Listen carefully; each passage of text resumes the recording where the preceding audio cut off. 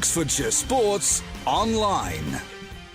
Well, welcome to Oxfordshire Sports Online. I am joined this evening by Hamish Law, and we are down here at the Iffley Road Rugby Ground because it is time for the Dark Blues to start their trail, although they have started their trail, towards the varsity match in December, and we hope to be with them every step of the way. And it's a bit of a novel experience for me. I'm normally used to a ball that is slightly more rounder, or maybe a puck, or maybe horse racing or greyhound racing, but tonight I challenge myself to get 30 blokes running up and down with an oval ball, smashing into each other and giving good commentary. But I need rugby insight, so I've brought my main man along. Hamish Law, how are you? Good evening. I'm not too bad. It's lovely to be here. Looking forward to this. It is. You are the man that I'm looking for the intricacies of rugby. I'll tell you, I'll do like the great God Walker says, which is say what you see, and I'll tell you exactly what's happening on the field of play. But there'll be little things that are going on, how they play, how they set themselves up, and they've got, in fairness, a bit of a challenge. We're looking out at the moment across the rugby field, and in fairness, it is safe to say that physicality, the Wasps and their development side are looking a bit on the size of beefcakes. They are. They're big boys. You've got to remember, they're all on the pro, route, one might say. They're all on their own agenda. They're all vying for a place to get considered for the next step in their career against what will be a very mobile Oxford team. Looking forward to it very much. The rain has stopped.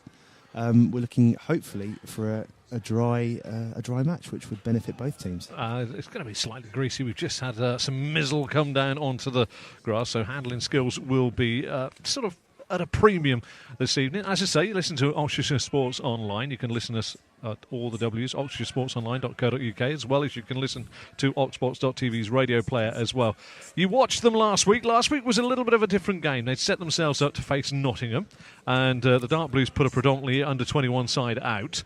And they came up at the last moment. They suddenly got a little quick phone call. Nottingham were bereft of injuries and players, so they turned it round. And Northampton's Saints brought their academy side down, which was a little bit too much for the under-21s. Quite some academy team as well, packed full of England under-20 internationals. Understandably, a stern test for what was essentially an under-21 Oxford Uni team. 55-0 down at half-time. The gulf was evident.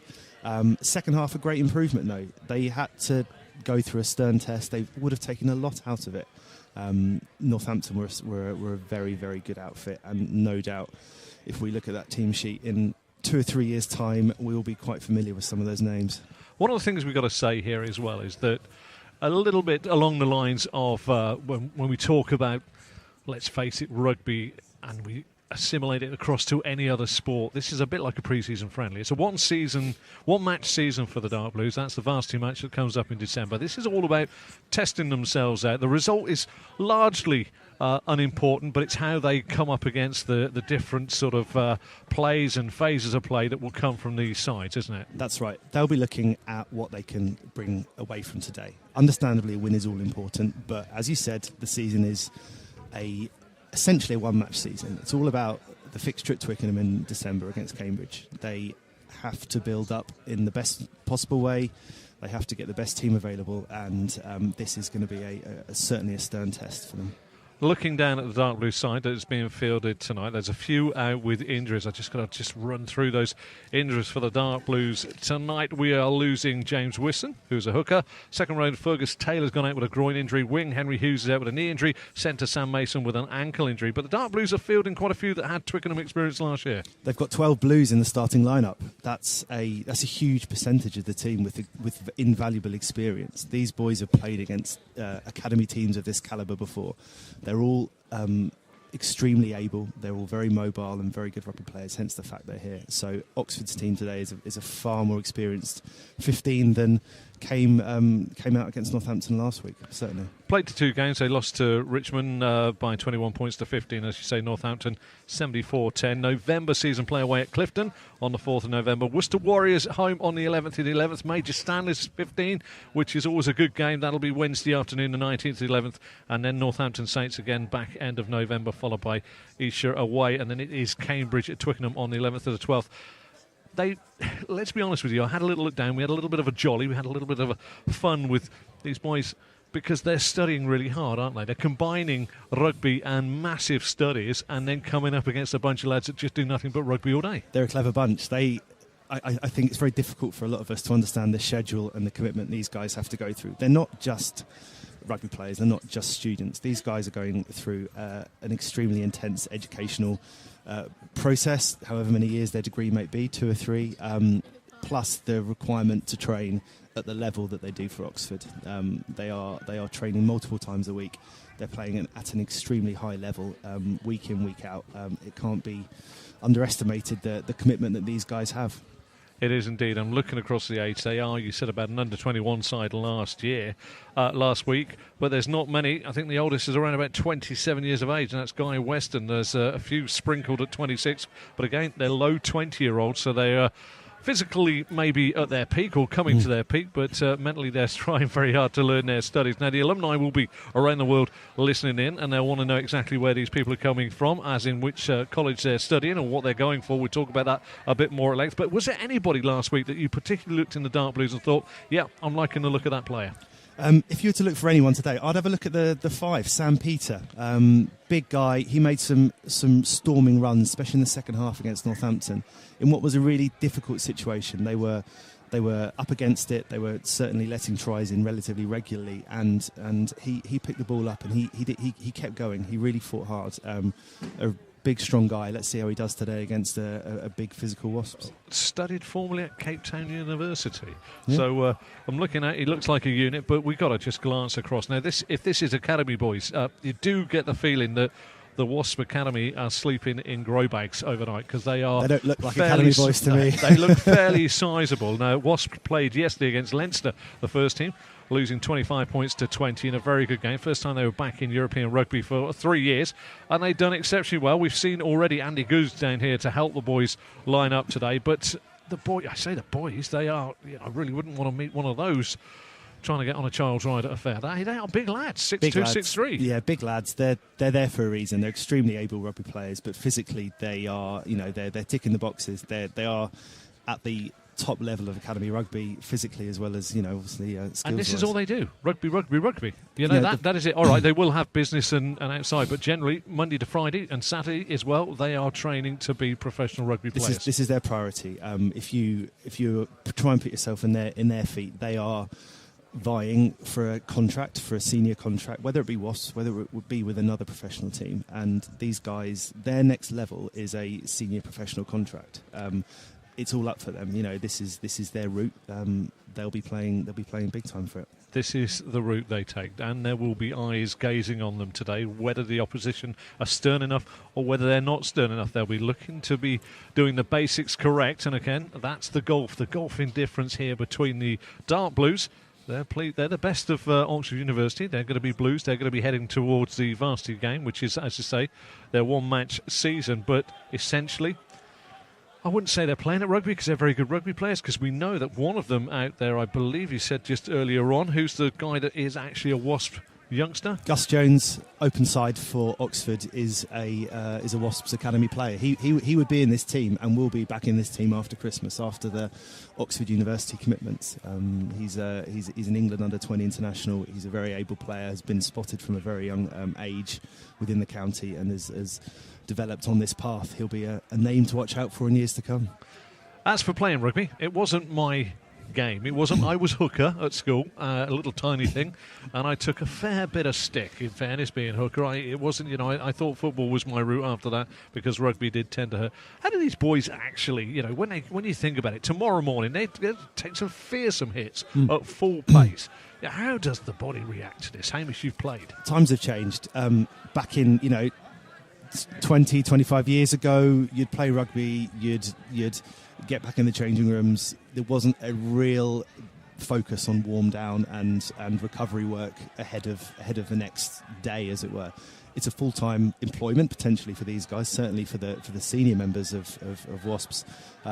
They need to be back up and running, ready to go tomorrow. Their bodies will take a bashing, but with the way that things have developed with recovery, ice baths, rehydration, they'll be, understandably having an element of rest tomorrow, but their bodies will be expected to recover at a relatively quick pace, ready for the next test. When we come back, we will be looking at how the Dark Blues will shape up against the youth of the Wasps and how they might tend to play, what gameplay and what game strategy they will be doing. But in the meantime, you are listening to Oxfordshire Sports Online. Oxfordshire Sports Online. Shore City Limited are a company based on the edge of Oxfordshire that provide health and safety instrumentation that monitors the workplace and employees to keep a safe working environment. Shore City provide instruments to monitor for things such as harmful gas, possible explosives or bad air quality. These are often more common than one might think and can occur in many work environments such as laboratories, farm slurry pits or paint factories. If you believe you may need to start monitoring in the workplace, please search for Shore City Limited online and contact them. For document solutions that work for your business, choose the Red Corner. As experienced Canon accredited partners, we deliver tailored solutions for all types of organizations. We help you streamline the way you work, manage your costs, and increase productivity and security. Find out how at theredcorner.co.uk. RJS Waste Management UK are a company providing a complete waste collection, disposal and recycling service for businesses throughout the UK. We specialise in hazardous waste and difficult non-hazardous waste that should not be landfilled for businesses ranging from small independents to larger companies, factories, construction companies and multinational organisations. And remember, we are specialists in asbestos surveying and removal. For all your waste management needs, call 01865 598 069 or email info@rjswastemanagement.co.uk. Oxfordshire Sports Online. Well, welcome back down here to the Iffley Road Rugby Ground, where I can tell you, as I look out, it's a beautiful, quaint, red-topped stand that goes from goal line to goal line on the opposite side. No more than about 5 or 6 rows of green seats. Sparsely populated at the moment. Away in the far corner to my left is the clubhouse, which is illuminated lovely in the dark there, and I'm sure it's serving fine ales away at the city end of the ground. Behind the post is the electronic scoreboard, and we're in the main stand along one side. Hamish, I've got to ask you the question. We've had a little bit of miserly rain. I've been watching the Wasps and the Dark Blues going through their paces here on their warm-up. Handling could be a big thing tonight. That's it. Both very mobile teams. Both will want to play the ball. Both will want to run with it. When the rain came in, it didn't look good. However, it's positive. The rain seems to have stopped. Both teams will be hopefully a bit relieved at the fact it's looking forward to a dry evening. Okay, for the non-educated rugby union person, a bit like myself, the playmakers, the fly halves and the scrum halves. Critical. These two have to know each other. They have to know how they play. If one is firing and the other one isn't, it could all go wrong. The game management is based on how a 10 can look after possession, look after territory. There may be a bit of kicking tonight. Hopefully more ball in hand than ball in the air. But let's see how these 10s get on. Both play at a very good standard, undoubtedly. Let's see how they. And what would be the frame? Obviously we've said that this is more about learning how phases of play go against a very tough opposition. We're not expecting the Dark Blues to romp away to a fine victory. They would love to, but that's not the way this game is really set up. This is about seeing how they act under pressure and in certain situations. Would they be thinking, right, are we going to play expansive rugby or are we going to try and close it down? What would they be thinking now? They'll go into this match with their own agenda. They'll know what they need to achieve. They'll know where their strengths are, where their weaknesses are, and as we said, they'll know where their improvements lie. There's no doubt it's going to be a tough test. We're not expecting Oxford to go into it and start scoring freely. I think we go into this undoubtedly with a bit of a physical edge. Look at them, they're huge. However, what did you say about that young man that's going in there? He started shaving at the age of 12. You can actually feel the ground going as they jog in. There are some 6 foot plus, and you've got to say, whereas I'm 19 stone of wobbly bits, they're 19 stone of solid muscle. They are going to be they are just physically a sizable unit. Yeah, they spend as I said, they're all on various training regimes. They're all big lads. They're all solid. Saying that, so are Oxford. Extremely fit, extremely able. I really think it's going to be an interesting challenge. That first hit, both teams are going to find out where each other lie. It's going to be really interesting. As I say, a couple of injuries already to talk about for the Dark Blues that came prior. There'll be ones that they'll be looking at. I did see one of them. I think it was Henry Hughes limping across his knee injury. Doesn't look as though that's going to tidy up in the next month. In fairness, walking very, very stiff legs. Sam Mason, the centre, out with an ankle injury. James Wisson had a head injury. That may just be precautionary. And the second row, Fergus Taylor, is out with a groin injury as well. It is fair to say that an expectant crowd. What are the crowd like down here when they come down? They just enjoy their rugby. They enjoy their rugby firmly behind Oxford. There's a real hotbed of student support as well as local resident support here. People have been coming here for decades to watch Oxford. It's a really high standard of rugby for the county, and it gets really, we're sitting in the midst of it. We're going to hear and be part of a really strong atmosphere this evening. Really going to be good. I've got to just turn it on its head and talk about the London Welsh that appear down the road at the United Stadium. They find it very difficult to ingratiate themselves with the Oxfordshire public. Yep. Whereas historically, Town and Gown down here hasn't always seen eye to eye, but there's a lot of rugby-loving public. The Major Stanleys, when they come down here, the place will be packed to the rafters. I know there'll be a few stars on show from the Stanley 15, but essentially there will be all types of rugby union types, from Henley Hawks, who are having a fantastic season, 7 from 7, currently down at Dryleys. Yep. Chinner are doing exceptionally well. Great win against Cornish All Blacks on Saturday. And Oxford Harlequins had a fantastic season last season. This season just plateauing at the moment, but there's plenty of time for them to come. But there is a lot of Oxfordshire rugby union public that want to come and get involved with this, because the atmosphere is something special, isn't it? It's great. It's a very special atmosphere. It's a very unique place to come and watch great rugby, midweek rugby. Don't forget that. It's not your Saturday or Sunday rugby. It's midweek.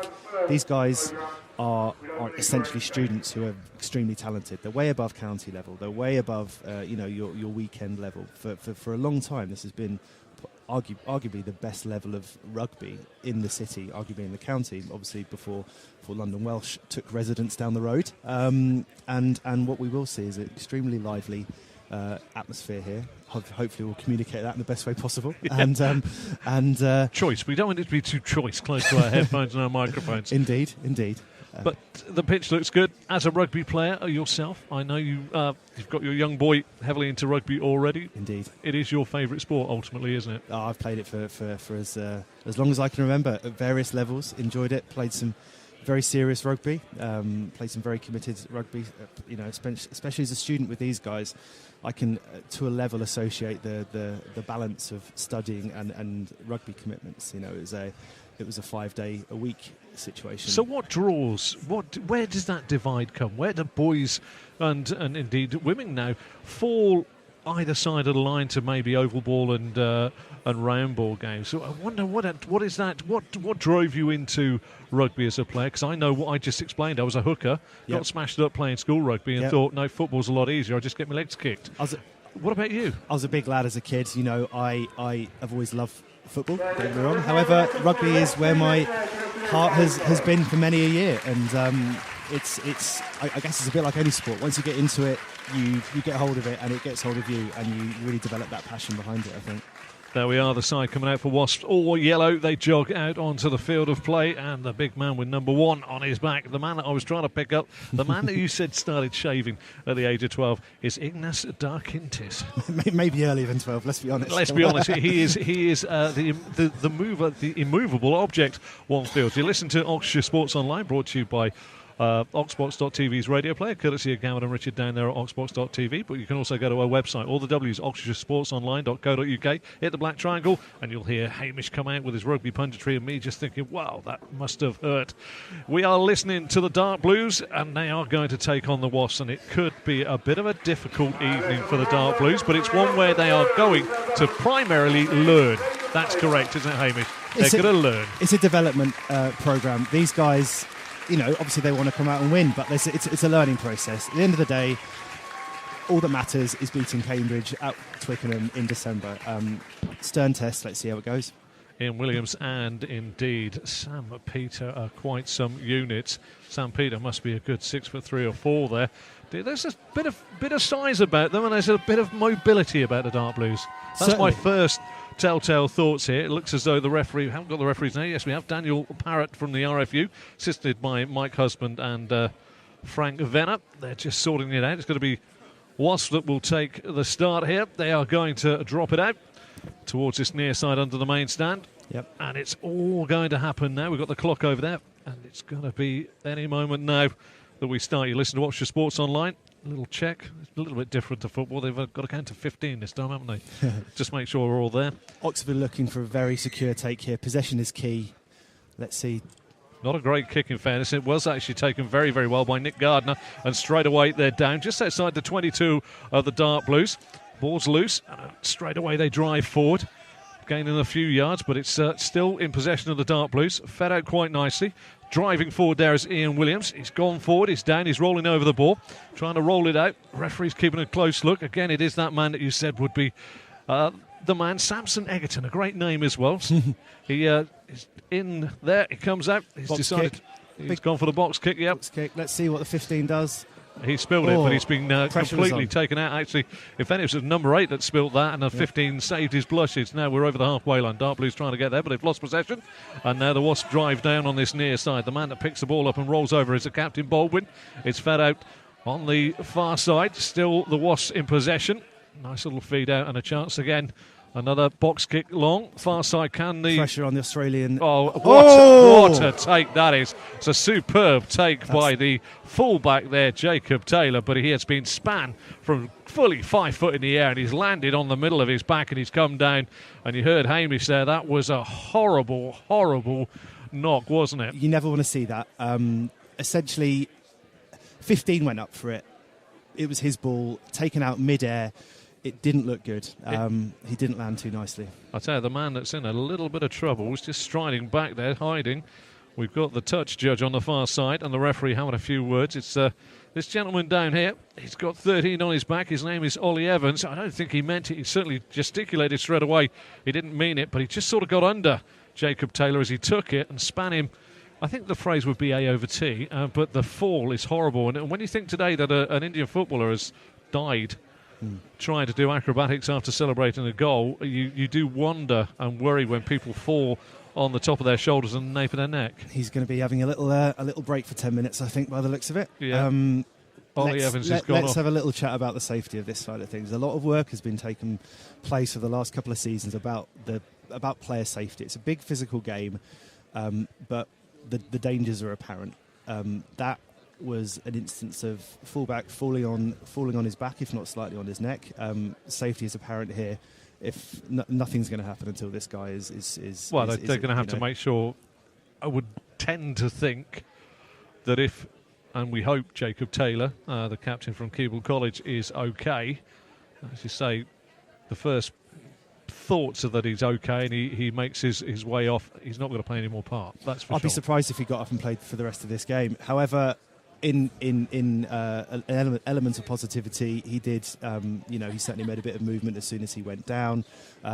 Let's be positive about this, and hopefully he'll come off in one piece, and we can get on with the match. Let's just say Ollie Evans has gone off, but one of the things I will just say, because we can look above this little bit of barbecue smoke going up in the lights. We've had some miserly rain as well. The wind we know is going to whip in towards the end of the evening and through tomorrow. It's going to be quite blustery, quite blowy. And I think that when the ball goes up that high from a box kick, there's always a chance that the ball's moving in the air. Jacob's taken it's a really, really fine take, and he has been completely sort of flipped over in mid-air. He seems to be up now. He's sat up, so they're fairly happy that there's no serious damage, but I think precautionary-wise, I will be calling him off. I'd be surprised. However, he's the club captain. He's an Australian international sevens player. He's the captain of the Australian sevens team. He's a seriously good player. Let's see what he does. I think realistically, you can hear the applause because he's staying on. Look at that! What a player! Well, there's various sports I've covered, including Speedway, where they've come off of 500cc bikes and put handlebars through their visor and broke their nose and cheekbones, popped collarbones in. But that is. I would have thought he wouldn't even know what planet he's on. Crikey, I tell you what, that was... I mean, there's obviously no TV replay here. The best way I can put it is that he flipped in midair all the whole way around. Oxford playing against 14 now. Let's see how they can take advantage of this numbers, essentially. George Cullen kicking for touch. So that's going to be a line out now for the Dark Blues. Dark Blues. Straight off a penalty. Dark Blue line out. Let's have a look at the numbers. Will they mix it up? Will they shorten the line out? Let's have a look. It'll be interesting. It's about 2 yards in over the halfway line into Wasp territory. They're down to 14, as Hamish correctly said. And that's all about this. These are big games, aren't they? These are big plays in the games. The line-outs, the scrums, the head-to-heads and all that. You get a marker of how the game's going to go. Completely. So many variations can take place. Look, 5-man line-out. They've left players out. Therefore, they'll be looking to keep position and run this.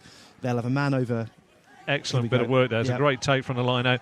And Dark Blues make a few yards. They're trying to build again. Driving forward once again there is Nick Gardner. Over the ball he goes. It comes out. It'll be fed back.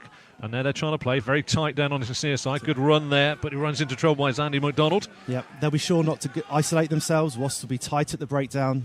They'll need support. Don't overcommit. However, they'll make sure they don't isolate themselves and lose at the breakdown. It's a relatively quick ball from Oxford. It's looking good. It's all bouncing around now. It's just come off the chest there. Ed Doe couldn't take it cleanly. Profited by the Wasps, who trying to drive forward. 10-metre line inside the Oxford half. But the referee's seen a knock-on, I believe, so that'll be back for the first scrum, and this will be eagerly anticipated. Big hit, Wasp scrum. They'll, as with every test at this level, first scrum will mean a lot. This is where the front rows will be working each other out. Both teams will want a strong start here. One thing to note: Wasps still have a full 8. It's 8 versus 8. There's no diminished numbers on the pack side of things.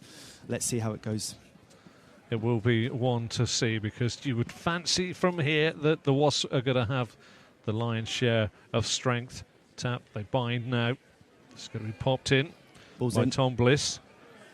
Good wheeling there, great pushing strong there as a penalty. Excellent scrum by Oxford there. They got the nudge on. They kept going. Wasps front row popped up. Penalty to Oxford. Just about a yard inside their own half. Dead centre, looking at the post. Will they be looking to go for the first one? They're deciding to play it. Ball in hand with George Cullen. And he's kicked for touch. That's it. And that's a nice kick for touch as well. And that puts it quite deep on the far side. So it's down by just outside the 22. Just outside the 22. Oxford ball, again, a great platform for attacking the Wasps line here. Again, they've got so many options at a line out. Let's see what they do. Great example of them, just growing, using clever ball. Again, it's thrown long. They get up, they take it well. They're in there now. Now they've got a nice maul going on. They're getting the pack in there. They're driving forward. Yeah. Over the 22. They've wheeled well. The Wasps was trying to bind in and try and push them back. They've halted it now. Just wheeling away to the far side. Trying to see. The referee now sees knock on. A little knock on the far side. So it's going to be a Wasp put in on a scrum that is about, some 12 metres away from their own goal line. It's a real shame, but a lot of positives to be taken there for Oxford. Good solid line out. The line outs are steady. They've had 2, 1, 2. The maul was looking good. Obviously, there was a spillage within the middle there. But possession-wise, Oxford have certainly had that, and it's Oxford. There's a lot to take from certainly the first 5 minutes or so. And a black Labrador down there, just giving us some acoustics there. It's not too happy to be at the rugby this evening, but wants to play. There's a Dalmatian as well, so they're enjoying it. That's why. Could have brought Coco, really. Quite right. Well, there's a bit of time here. There seems to be an injury to a dark blue on the far side, but they've started well. 2 line-outs when they were very strong, very positive in the first scrum of the game. They've got another one coming in here. It'll be a Wasp put in. So they slightly took that one against the head, the first scrum, didn't they? Essentially, okay. That was a really strong scrum for Oxford. They got the push on when they needed. They were going in the right direction. Great momentum to take into this scrum, certainly. The Dark Blues on the attack then. Wasp will have the put in. Same again, really, for the Dark Blues. At the moment, you fancy the Wasp might be thinking, whoa, this isn't quite what we thought. And it has been a little break in play. They've bound in. It's been rolled in quite nicely there by Tom Bliss. Another really strong scrum by Oxford. Yeah, and the Wasps are up really quick again, aren't they? I'll tell you what's happening there. The tight head, the dark blue tight head is having his way with the front row from the Wasp side of things. He's squeezing, he's keeping pressure on that loose head, and as a result, the scrum is wheeling very much in that anti-clockwise situation. Little trick there to get your arm round and pull down, isn't it? And that wheels. It's all about keeping arms up nowadays, and if you can keep your opposition props arm up, and shove your shoulder slightly underneath him, you're going to be in a very good position. You can wedge yourself under and push him up. So it's not easy. Coming on straight away. We've got Will Thomas of Somerville College coming on, and Looks like we're just seeing he's come off with a shoulder injury down here. That's the Oxford number 8, Fraser Heathcote. Yeah, he's come off with a shoulder. It looks like they're looking at his left shoulder there. So that is at St Edmund Hall. But on in his place is Will Thomas. Down goes the scrum again. It will be a Wasp put in. So far we've had 2 scrums, and both times the Dark Blues have shown more power. Very impressive so far. They have. The put-in's about to come. They've touched, they've bound. It goes in again. Again, another very strong scrum from Oxford. Look at that. Superb drive there. Really putting the pressure on. Really are putting the pressure. They've wheeled it around, and they've come away with the ball. They've done really well. That is one against the head. They're 5 metres out from the goal line, and there is a penalty, though. They've gone over the ball by the looks of it. Gone over the ball, coming in from the side. Yep. Difficult to tell from here, but one of those 2. It is indeed. Just smothering. You listen to Oxfordshire Sports Online, bringing you Dark Blues versus the Wasps. Don't forget you can listen at all the W's, oxfordshiresportonline.co.uk, and indeed on Oxbox.tv's radio player, and you can follow us at Oxford_sports. Our first journey into rugby union, because we tend to be wrapped up on Saturdays when all the club rugby of Henley Hawks, Chinner, and indeed Oxford Harlequins, who are like the Premier 3 sides in Oxfordshire, are normally playing. So it's great to get the lights on and get ourselves down to test our sort of fortitude with a bit of rugby union. What a great evening. Look at the crowd. There must Lovely. be, it's a really good turnout. Very good support for local rugby in Oxford. Line out far side. Just played in. Excellent take there by the Wasps. Now they will all drive in there. It's going to be a maul. They're driving it forward. Now it's all about the power. It's being held. Just being forced back the Dark Blues. Just to the 10-metre line inside the Wasp half. They really are getting a real shove on now. A good drive as well, almost up to the halfway line.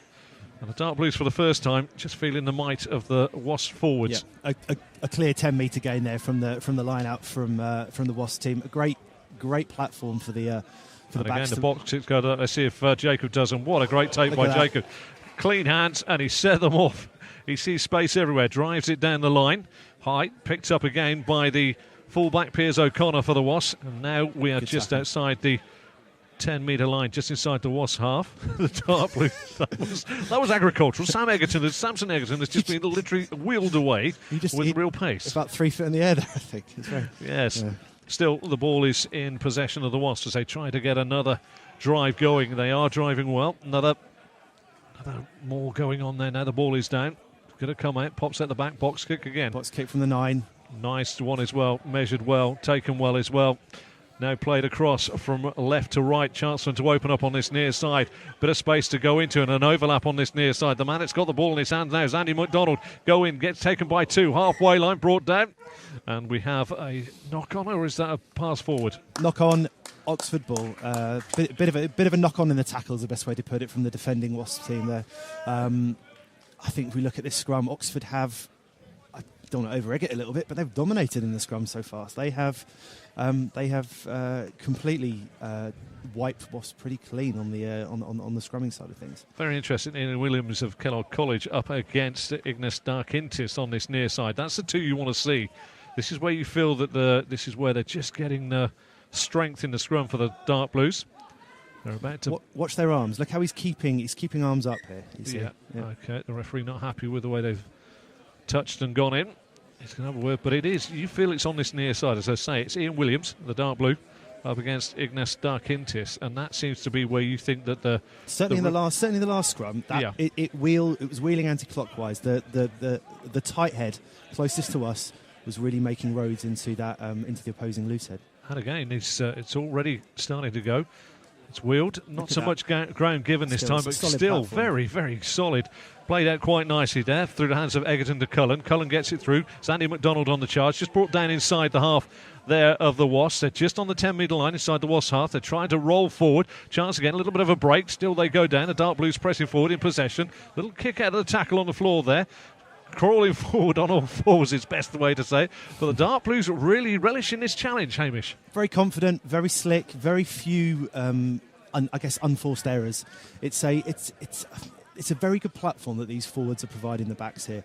I think given a bit more pressure, these Oxford backs are really going to have a bit of fun here and show what they can do. Little knock on through there. Good kick through, in fairness, picked up well. Block again. Now there's a chance. Straight race here. Going forward, it's Matt Janney getting there, but it's just taken by the Wasp before it goes through the goal. In-goal area. Very close. Good block there. Janney was on the run through. Cullen was on the run through as well, but 2 Wasp players got back and just took it through the goal zone. And out, that'll be a dropout. Dropout, 22 dropout. This is really good pressure from Oxford. It's looking like it could be a... George Cullen with that little kick through there. Just very difficult for the Wasps to pick it up on the full because it bounced awkwardly. And then when he tried to clear his lines, he was put under a lot of pressure. Good take there by Matt Janney. Little ball inside. Doe on the charge over the 10-metre line. It's gone really, really well as well. Still a chance. Pulled out. Again, Cullen just lays it off. Handling error there. Can it get picked up? No, the Wasp profit. 10-metre line inside. Centre of their own half on the 10-metre line. They're now driving away down what would be the good old favoured left side of the Dark Blues. The Dark Blues still working hard. Getting back, no score on the board. You listen to Oxfordshire Sports Online. We've had some 15 minutes, although there was a lengthy stoppage midway through that 15 minutes when Jacob Taylor was span in the air and fell very awkwardly. Lots of fears for Jacob, but he got up and just got on with it, which was quite something, really. Credit to the man involved. I tell you what, that was quite something. At the end of the day, obviously very pleased he's in one piece and is I don't think he'll want to take his head off the pillow tomorrow morning. I think his neck's going to be a little bit stiff tomorrow morning. However, he's up and running and he's fit for the rest of the game, which is wonderful. He is indeed the Australian Sevens captain, who is the fullback and captain of the Dark Blues. It is a scrum put in by Wasps on the 10-metre line for Superb the Wasps. Scrum. Great. Again, they've held it really, really well, haven't they? But the Wasps trying to feed out on the far side. Tackle is good, halfway line. Bodies down on the ball. Wasps still in possession. Excellent bit of work there. Great pressure. Again, great pressure. They're giving the Wasps development squad absolutely no time at all. Oxford ball. Great turnover. Great turnover as well. I think that's Sam Peters that's gone over, won the ball back. Cullen has the ball in his hands. Coming in front of the stands. Gone for a kick. Has he got the bounce? He's got the bounce. Will it go into touch? I think he may well just hold up. Still in play. Just gone into touch as well. Wasp player took it in there. Pressure was on. Had to take it into touch. It is an Oxford University line out, almost on the opposition's 5 metre. Really, it's maybe 7 metres out. Let's be fair. Angle's very shallow, to get any real depth of vision here, but this is a real opportunity. If they've taken their first 2 lineouts, they get it down and feed it. They've got a chance here. Will they take it into the body and try and sort of drive? I think the forwards have shown that they're very able and confidence the way it is. It's a short line, isn't it? It's only 4 in the line. They've got 4 in the line. It's a Wasp put in. They've gone long, and it's gone over the top. And it's a melee now, just about 7 metres out. Wasp trying to get it forward. Down they go, roll the ball out. Wasp still in possession, comes out. This will be a drop kick inside his 22. Not a drop kick, a drop out from 22. And a nice take here by Doe. He hasn't made touch. Doe finds Taylor. Taylor across the line now. It's Henry Lamont that drives forward. Little Wasp-like play, in fairness. Drives away, 10-metre line now, centre of the Wasp half, picked up by the Dark Blues. They're going through, excellent taking. Great offloads. Great offload there, but it couldn't be taken there on the full by Gus Jones. Just sort of popped up out of his hands as they were approaching the 22 of the Wasps. Great phase of play, lots of support, lots of forward runners, offloading the tackle 2 or 3 times there, and they made some great. They were essentially 1 or 2 passes away from breaking, I'd say, at that point. I think if Gus had actually taken that, there was a real chance of another offload, and then they could have been straight through the heart of the Wasps, although the Wasps have shown great speed and pace, in fairness, getting back. But it's all Dark Blues. All Dark Blues. Scrum to Wasps, pretty much centre of the park, just almost on the Wasps' 22. The Wasps pack haven't turned up, in fairness. I think, Oxford have dominated. Let's see how we go. The ball's in. It's an 80-minute game, though. That's the main thing. It's a penalty to Oxford. They will go for a kick, I believe, here, because they're just outside the 22 of the Wasps. It could be first points on the board. I may be being a little bit previous there. But one thing we will see tonight is the Dark Blues have got to go those 80 minutes. Yeah, Wasps will be trained to go the 80 minutes. These guys will not be losing any fitness in the back end of the match. It's a very good point. Oxford, with this prolonged period of pressure, need to come away with some points. Let's go for the penalty completely. Let's walk away and build on that 3-point platform. Their 10, who's going to be taking the kick, is a very able kicker. Having seen him kick this season, he doesn't miss a lot. It's George Cullen of Kellogg College. He's going to be sorting himself out. In the whole scheme of things, if you were a kicker, you'd be pretty happy where this ball is. Well, yeah, it's angle-wise, it's straight at the post. You are dead centre, about 24 metres from the posts of the Wasps. Although the simple ones are often the hardest, Hamish. Sometimes with a degree of difficulty that focuses the mind. Yeah. But we know that penalties and points and kicking play a big part in rugby union. Cullen, 4 or 5 paces off. It's going to be a right peg. Crowd 4 silent. Could this be the first points on the board? Cullen just getting himself, looks at the post, visualises where he wants to put the ball, takes an extra pace back, comes in, addresses the ball, puts it over. The touch judges are back there. That's 3 points to the Oxford University Dark Blues from the boot of Cullen. And no more than they deserve on the opening. Very well deserved. Oxford will be walking away, setting themselves up again. Very, very positive first period for Oxford. They've barely been out.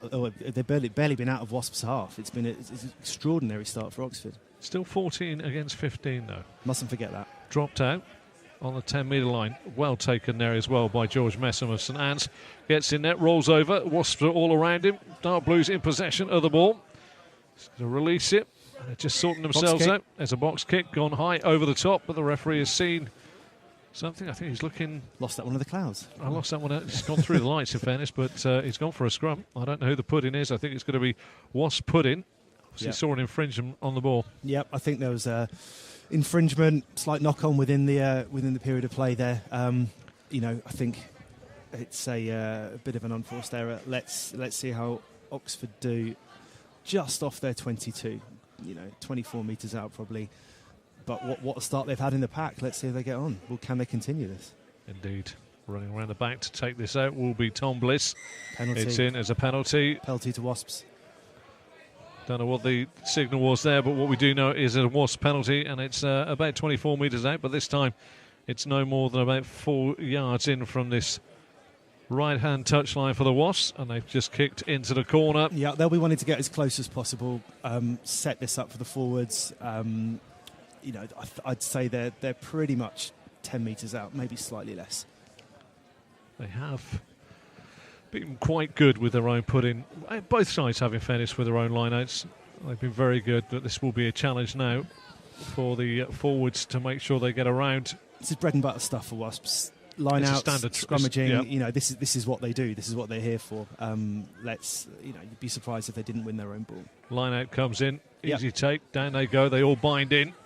Now there's a chance. Now the Dark Blues have got to get in there. They've got to show that strength they're showing in the scrum with the forwards. They are getting in and they're forcing the Wasps back. A great drive, but they've wheeled away on the far side. It comes through. It looks like it's going to be a try. It's down on the goal line. Still the Dark Blues hold the ball up. There's a real melee. Referee's watching and he thinks held up. It's held up. Nice play there by the Dark Blues. Excellent defence work. Yeah, strong. Wasps really wheeled off there. What was looking like a very solid level of defence. Wheel off from Wasps, and it looks like it's a free kick to Wasps now. Free kick to Wasps, 10 metres in. Yeah, they've taken it. They're trying to play it. Now they're going to drive. It's a big drive as well. Going in there from Sam James. He's down. He's about 2 yards shy of the goal line. Comes out. Now it's a big drive in as well by Will Stewart. Excellent defence work again by the Dark Blues. They forced them back. 5 metres out. Goes out again. Now there's going to be a drive coming in by the man with the unpronounceable name. I call him Oscar. Advantage Oxford. Knock on. Great defence, Oxford. Great defence. Excellent defence work by the Dark Blues there. Thwarting a side that felt they were in touching distance of the first try of the match. For Wasps being the more physical team, just looking at them, you'd have hoped they would have taken more advantage from that position. Oxford will be over the moon with that. Great defence, great communication, and now they set themselves essentially for the scrum of which they've been so dominant in this first period. This is going to pop out and this is going to be dropped out very quickly, looking for touch, I should say, from within his own 22. Straight with it. I think it might land on your lap. Well, there we are. See if I've got good handling skills. The ball goes in. It's held by the Dark Blues. They've come out and they're trying to run from inside their own 10 metre. That is a very big play and a very big call. I imagine he was forced into that. I think, there we go. It was the 6. So he would have been forced into take that. In an ideal situation, that would have been taken straight out to the 10 and booted into touch. It can often happen in the scrum. The channels sometimes don't work as well as they can do.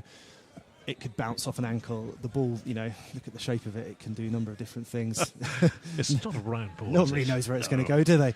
No. It looked like he was forced into running that. Very good for testing the injuries out. I'll tell you that about later. Scrum, no more than 5 metres away from the Dark Blues goal line. They lead by 3-0. Penalty by Cullen. It's in. It's a put in by the Wasps. They're still the packer exceptionally well for the Dark Blues. It's wheeled away. Referee has decided that it's wheeled too far. Wheeled too far. I think Oxford again. Slightly on the change from what we've previously seen. That's the Oxford loose head. It's turning clockwise. Yeah, there's a really strong push from that left side there, and as a result, possession with Oxford. Really Lewis good Anderson again. of Trinity is the loose head prop today. Front row is Lewis Anderson, Nick Gardner of St Anne's, and Ian William from Kellogg. They are the front three of that scrum. Down they go. Those long hours of pushing a scrum machine up and down the park in the pouring rain that they've got to look forward to for the rest of the season. Ooh, it's come out. It's a nice take. It's a against, drive here from the number 8. It's against the head. He's gone over. He's being held up short of the line. Still a chance again for the Wasps. They run into the Dark Blues a metre away from their goal line. Still it's good defence work. He's tried to dribble his way through. Again, the ball seems loose on the side there. Comes out, coming round the other side now. It's the Wasps driving again. They're still held up a metre short of the line. They're trying to drive over the top. The Dark Blues really are manfully holding everything up at the moment, and in the end the judge has a look. He's gone for, I'd love to know what that signal is. Timeout. That was a timeout. I had a feeling he was going for the TV, but let's be honest, there isn't one, is there? There's no, not. He's given us a T shape with his hands, unless he wants a drink. He's come to the touch judge on the near side. Whether he's just consulting to see whether they think the ball has gone down. Held up. It was held up again. The Dark Blues, their rear guard action is superb. This is amazing defence. You must remember, this will be taking a hell of a lot out of them. This is the energy-sapping stuff. We've got a long way to go. I think this is a big test of fitness for the students as well. It's going to be, it's going to. 25 minutes gone. They lead by 3 points to nil. Penalty from Cullen. Wasps are down to 14. Ollie Evans going off after clashing with Jacob Taylor as he took a high ball. The Wasps are driving there, about 2 metres shy, 5 metres shy, I would say, of the Dark Blues goal line. It's a Wasp put-in. Again, the scrum has wheeled, and this time it looks as though it's going to be... Well, he's having way with the captain and bringing over one of the front row, I believe. He's not too happy with the front row. You listen to Oxfordshire Sports Online. You can listen to us 2 ways. All the W's, oxfordshiresportsonline.co.uk. Hit the black triangle. You'll hear us coming live out of your tablet, your phone, or your laptop, or your PC. As again, it's Kick for Touch. You can also listen via the Oxbox.tv's radio player. It's going to be a... looks like it's going to be another scrum down, about 5 metres out. Line out. It's going to be a line out. They have decided, Just having a little look. It's going to be a line out.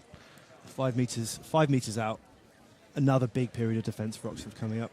As I said, it's got to go 80 minutes. We're 26 minutes in here. Dark Blues 3, Wasps 0. 5 in the line out, 5 metres away from the Dark Blues goal line. Referee and everybody waiting for the Wasps to take the line out. Both sides fairly clinical at their own line-outs. Again, it's taken early at the front. They all bind round. The Dark Blues will have to get in there very quickly. They're trying to drive the Wasps forward. Nice maul going forward. This time the referee trying to get a good purchase on it. There's got to be quite a few bodies there. Still the Dark Blues do exceptionally well, but they've wheeled it away. The Wasps trying to get in there. And in the end, the referee is down on one knee. And we wait to see what he's asking for. Scrum Wasps. It's another scrum for the Wasps. The Dark Blues defence work is quite outstanding. The forwards are really doing well, holding the ball up, holding the man up. They're laying their bodies on the line. This is it. They it's evident to see they think they can do this. It'd be a great scalp to walk away with a victory against Wasps. It's still early days, but they are all in for this. They are giving it everything they've got because the Light Blues sit there awaiting them at Twickenham in December. That is the prize for these boys down at Twickenham to win the varsity match. Still the scrum. It's a put in. It's wheeled away a long way round again. The referee is not happy with that. And there's going to be a yellow card. And it is a yellow card. And I think it's your main man. That is Lewis Anderson, is it? On the far side. We wait to see. It is Lewis Anderson, the loose head. He's obviously got a little bit too much bully beef in now, and he's wheeling them away far too much. Very much so. Something to consider now, though. On a safety level, they're a front row down. They're potentially going to have to make a change, take one of their backs off, or potentially a back row. James Scaife of Linacre College may well be there. He's not happy. The young man that's just come off, Lewis Anderson, got a yellow card. And still the line out for the Wasps. 5 metres shy of the goal line. They are going to be a man light when they come. Here it comes in, taken down. They all bind round again. The Wasps, they're trying to peel forward. They're a metre short. They're trying to come on this near side. It's being held in well there. The Wasps trying to go on. They're all binding in. It's just tight against the goal line again. The referee trying to watch. Still the ball's there. This time it is Try for Wasps. A try for Wasps, and the man that emerges with the ball. They got it right this time, and this time it was a good take. And it's going to be no more than 5 metres in from this touchline in front of the main stand.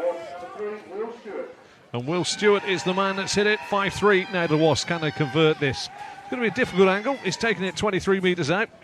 And he's going to be about 6 metres in from this touchline in front of the main stand. But just one push too many.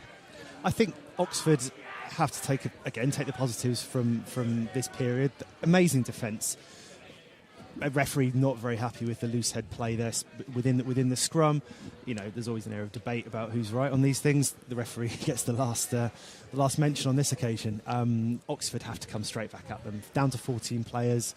Is in a scrum, if you know that your opposition's maybe a bit stronger, pushing, wheeling you, is there a point of saying, well, actually, I'll just drop off and let him do it too many times? There are certain techniques you can develop to whether it be to make him drop the scrum, to... Here comes a conversion. He skewed that horribly off the outside of his boot. It's 5-3 to the Wasps. I've got to say, that wasn't the best effort I've ever seen from Harry Shepherd, but he sliced across it. Don't smile. It's not fair. He had a go. Poor Harry. Poor Harry. Hapless Harry with the attempt to convert that. Must do better. Must do better. If he wants to be a pro, a little bit closer would be better. Reminded me of Les Phillips, 1986, having a shot on goal for Oxford United and hitting corner flag. Enough said. Right, it's going to be the Dark Blues to restart. And they're going to look to knock it long. They do knock it long. Should be an easy take as well for the Wasps. They do, and they set just inside their own 10 metres. Drive forward. The Blues are there very, very quickly, the Dark Blues. But Wasps will come out. Box kick, high, hanging. Taylor calls... just on his own 10 metres, takes it excellently, squares it out to his right-hand side, finds Doe. Doe will try and runs into a pack and actually runs into his own number 7 there, Gus Jones. Still the Dark Blues have the ball in hand right on the halfway line, just about half a metre in. Good work there. Surely that was stepping over. The referee's not saying anything about that. What did you think on that? Number 12 from Wasps came through the middle. If you do that, fair enough. Fair enough. Okay, right. Still the Dark Blues in possession. Nice strong hit there. Ian Williams goes down. Still just in his own half. Box kick again. Nice box kick. No one there, though. So it's an easy take here. And it's a good take straight away. Piers O'Connor drives forward. Goes from left to right. Diagonal run. Runs finally into a crowd of players. Just 5 metres short of the halfway line. Still in Wasps territory. A penalty to Oxford. Gone over the ball. Good defence in the midfield there. Very strong defence. 2 players on the tackler. Forwards came in very quickly. It's very strong. Indeed, they did. The Dark Blues again have the ball. I don't see what they're electing to do here. Bit of a quandary here. Yeah, Jacob Taylor is calling for the ball, but I don't see him. Yep, going for the sticks. They're going for the sticks. And number 13, outside centre. Yeah, studies at Oriel College. He is the man tasked with doing this kick. Just been asked if we want a cup of coffee. Oh, that'd be nice. Yeah. Richard's gone off though. Good man. He's only just made his way back. Richard Kibbe, our technical officer. I haven't seen him for 25 minutes. Where's he been? Well, you can't smell any burgers anymore, can you? They've gone for restock the fridge. They've got to. Bless him. He's a lovely lad, but he does eat. A bit like me, in fairness. Right, this is a long way out. I've got to be saying 100 metres, that's 50. That's got to be about 45 metres from the post of the Wasps here. That's the crow flies. Fairly central. And Jani is the man tasked with popping this over the top to get them back in front by a point, should he make it. Long kick. I wouldn't fancy this for myself, and I used to be able to kick a football quite some distance. So Jani up to the ball. Right peg. It's high. It's long. It's not got enough legs. Should be short by about 2 metres. Bounce in front of the post. And the Wasps come from behind their post and kick for touch on the far side, which is found. And it will be a line out on the far side of the pitch, the Italy Road side of the pitch. And it's just shy of the 10-metre line, one would say, for the Wasps, and just over the 10-metre line for the Dark Blues. Yeah, a really nice attacking platform here for Oxford. They are, by the looks of it, going to go in with a shortened line out. Nice and quick ball straight off the top. The backs will be looking to do something here. Of course, we've got Will Thomas on as well. He has gone out there for the injured player that went off early, but it's gone long in the line out. It's picked up by the Wasps, and they're driving forward now, just shy of the halfway line. Ball is on the floor. Wasps in possession. Pluck it out. Now they're going to drive again. Good tackling there from the Dark Blues. Get across their man very quickly. Lays over the ball. Rolls it out to behind as he should do. Typical good quality pro rugby stuff there. Still driving through in the centre there is George Eastwell for the Wasps. Held up nicely. Goes back. Little kick long. Should be a good take here. Just goes past Ed Doe. a fine kick in the end by by Wasps. Just eluded Doe, and it's going to be a line out with a dark blue put in. Sam Peters, who you gave us a little bit of a tip the nod to, hasn't really been in the game too much at the moment, has he? I know it's been a tough one, but let's just see what we do from here. One point I will make: the Oxford 7, Gus Jones, extremely good player. He's been everywhere. I've seen that his number has been on the back of a lot of ball here. He's been at the breakdowns. Long line out, good. Again, too long, picked off by the Wasps. The Wasps will drive forward. Good hands there as well. Now they're driving. They've got an overlap on the far side. They've run into trouble. The defence of the Dark Blues getting back just over the 22, just over the 10-metre line, into the half of the Dark Blues. Still the Wasps drive forward, driving towards the Oxford 22. Still in possession, dead centre, little feed out. What will they do? Little stab over the top. Oxford have got to get there. It is a good take as well. Inside the 22, taken down. Wasps are all over him, as they would be. The ball comes out on the far side. And it's just a melee. Players all over the place. And it's a real rut going on there, but it's come out off the floor. Oxford did very well to keep possession there. There were a lot of Wasp players at that breakdown. Will Thomas has got it now, and he's trying to roll over to give the Dark Blues a chance from inside their own 22. Comes out, high kick, high hanging kick, and it's out into touch. That's an excellent clearance there. Excellent stuff there from the Dark Blues. They are just starting to be on the back foot a touch now in the latter stages of this first 45. Since that penalty almost, the Wasps took it as a wake-up call, and they've put the Dark Blues on the back foot for most of the remaining period. Cullen set the Dark Blues on the way with a penalty, making it 3-0. Stewart, after a good drive by the Wasps, making it 5-3 to the Wasps, and that's how it currently stands. 4 minutes of time on the clock, but I fancy there'll be a bit of injury time, and it's a Wasps line out near side down the Dark Blues right hand side. In poor hands, allows the Dark Blue to feed it there, and they can drive forward right in front of us now. Good play comes out. The drive comes forward again from George Messam, rolls over the ball. The Dark Blues, there's a penalty. He's laid over the ball, given away. A little bit of a cheap one would say. Holding on to the ball in the breakdown. You've got to get over and push it out, haven't you? You've got to let go of it first off, relevant. Yeah, but when the tackle comes, you've got to go over and sort of push it out to your side if you lay over the top of it. Body position going into the tackle, get the ball back, let your fellow forwards get over it, and. Well, good old Harry Shepherd, who sliced a horrible attempt at a conversion just a moment, will now have a chance of popping a penalty over for the Wasps to increase their lead. They lead by 5 points to 3. You listen to Oxfordshire Sports Online, courtesy of Oxbox TV's radio player. Plus, you can also listen now via our website, all the W's, oxfordshiresportsonline.co.uk. I'm joined by Hamish Law, who's giving me the insight, and you can follow us on Twitter at Oxford_sports, as well as liking our Facebook page. It is Harry Shepherd now, 11 metres into the half of the Dark Blues. From the post, it is just to the right of centre. Shepherd addressing, visualising where he wants to put the ball towards the city end. He's gone long, he's gone wide, very wide again, and Harry Shepherd has definitely not got his shooting boots on. He'll not be happy with that in the slightest. Oxford will be very. They need to eliminate these little mistakes that are creeping in. This little bit of weakness we're seeing, but with possession, with the wind behind them, Oxford were showing some strong signs earlier on. Kicked out, not finding touch. The Wasps will pick up possession just inside their own half, and it's a little tap and run, but the cross goes to Jacob Taylor. Knock on the Oxford 22. Just came in there. He came in at real pace actually, and it sort of popped in and out straight away. James Scaife is going to come on. And he's just jogging down the line. There's got to be a replacement. James Scaife is the man that just jogs down the line for the Dark Blues. Currently studying, as I say, at Linacre College. Waiting to see what the call is going to be, but it's a line out just outside the 10-metre line for the Dark Blues. But it's the Wasps that will have possession of the ball. And they are just popping the Dark Blues onto the back foot now. 38 minutes on the board, but a lengthy stoppage for that hit on Jacob Taylor. Well, he took a ball in the air. The captain for the Dark Blues early on. That young man over there, I'm pretty sure that's McGilchrist that is orchestrating quite a bit from the side here. Graham McGilchrist, University College, one of the elder statesmen. But it goes in, taken well by the Wasps. Dark Blues will have to get in. It's wheeling away on the far side. And they've got the ball in the hand. They're trying to drive it forward. Now they collapse onto the floor. The ball will pop out the back.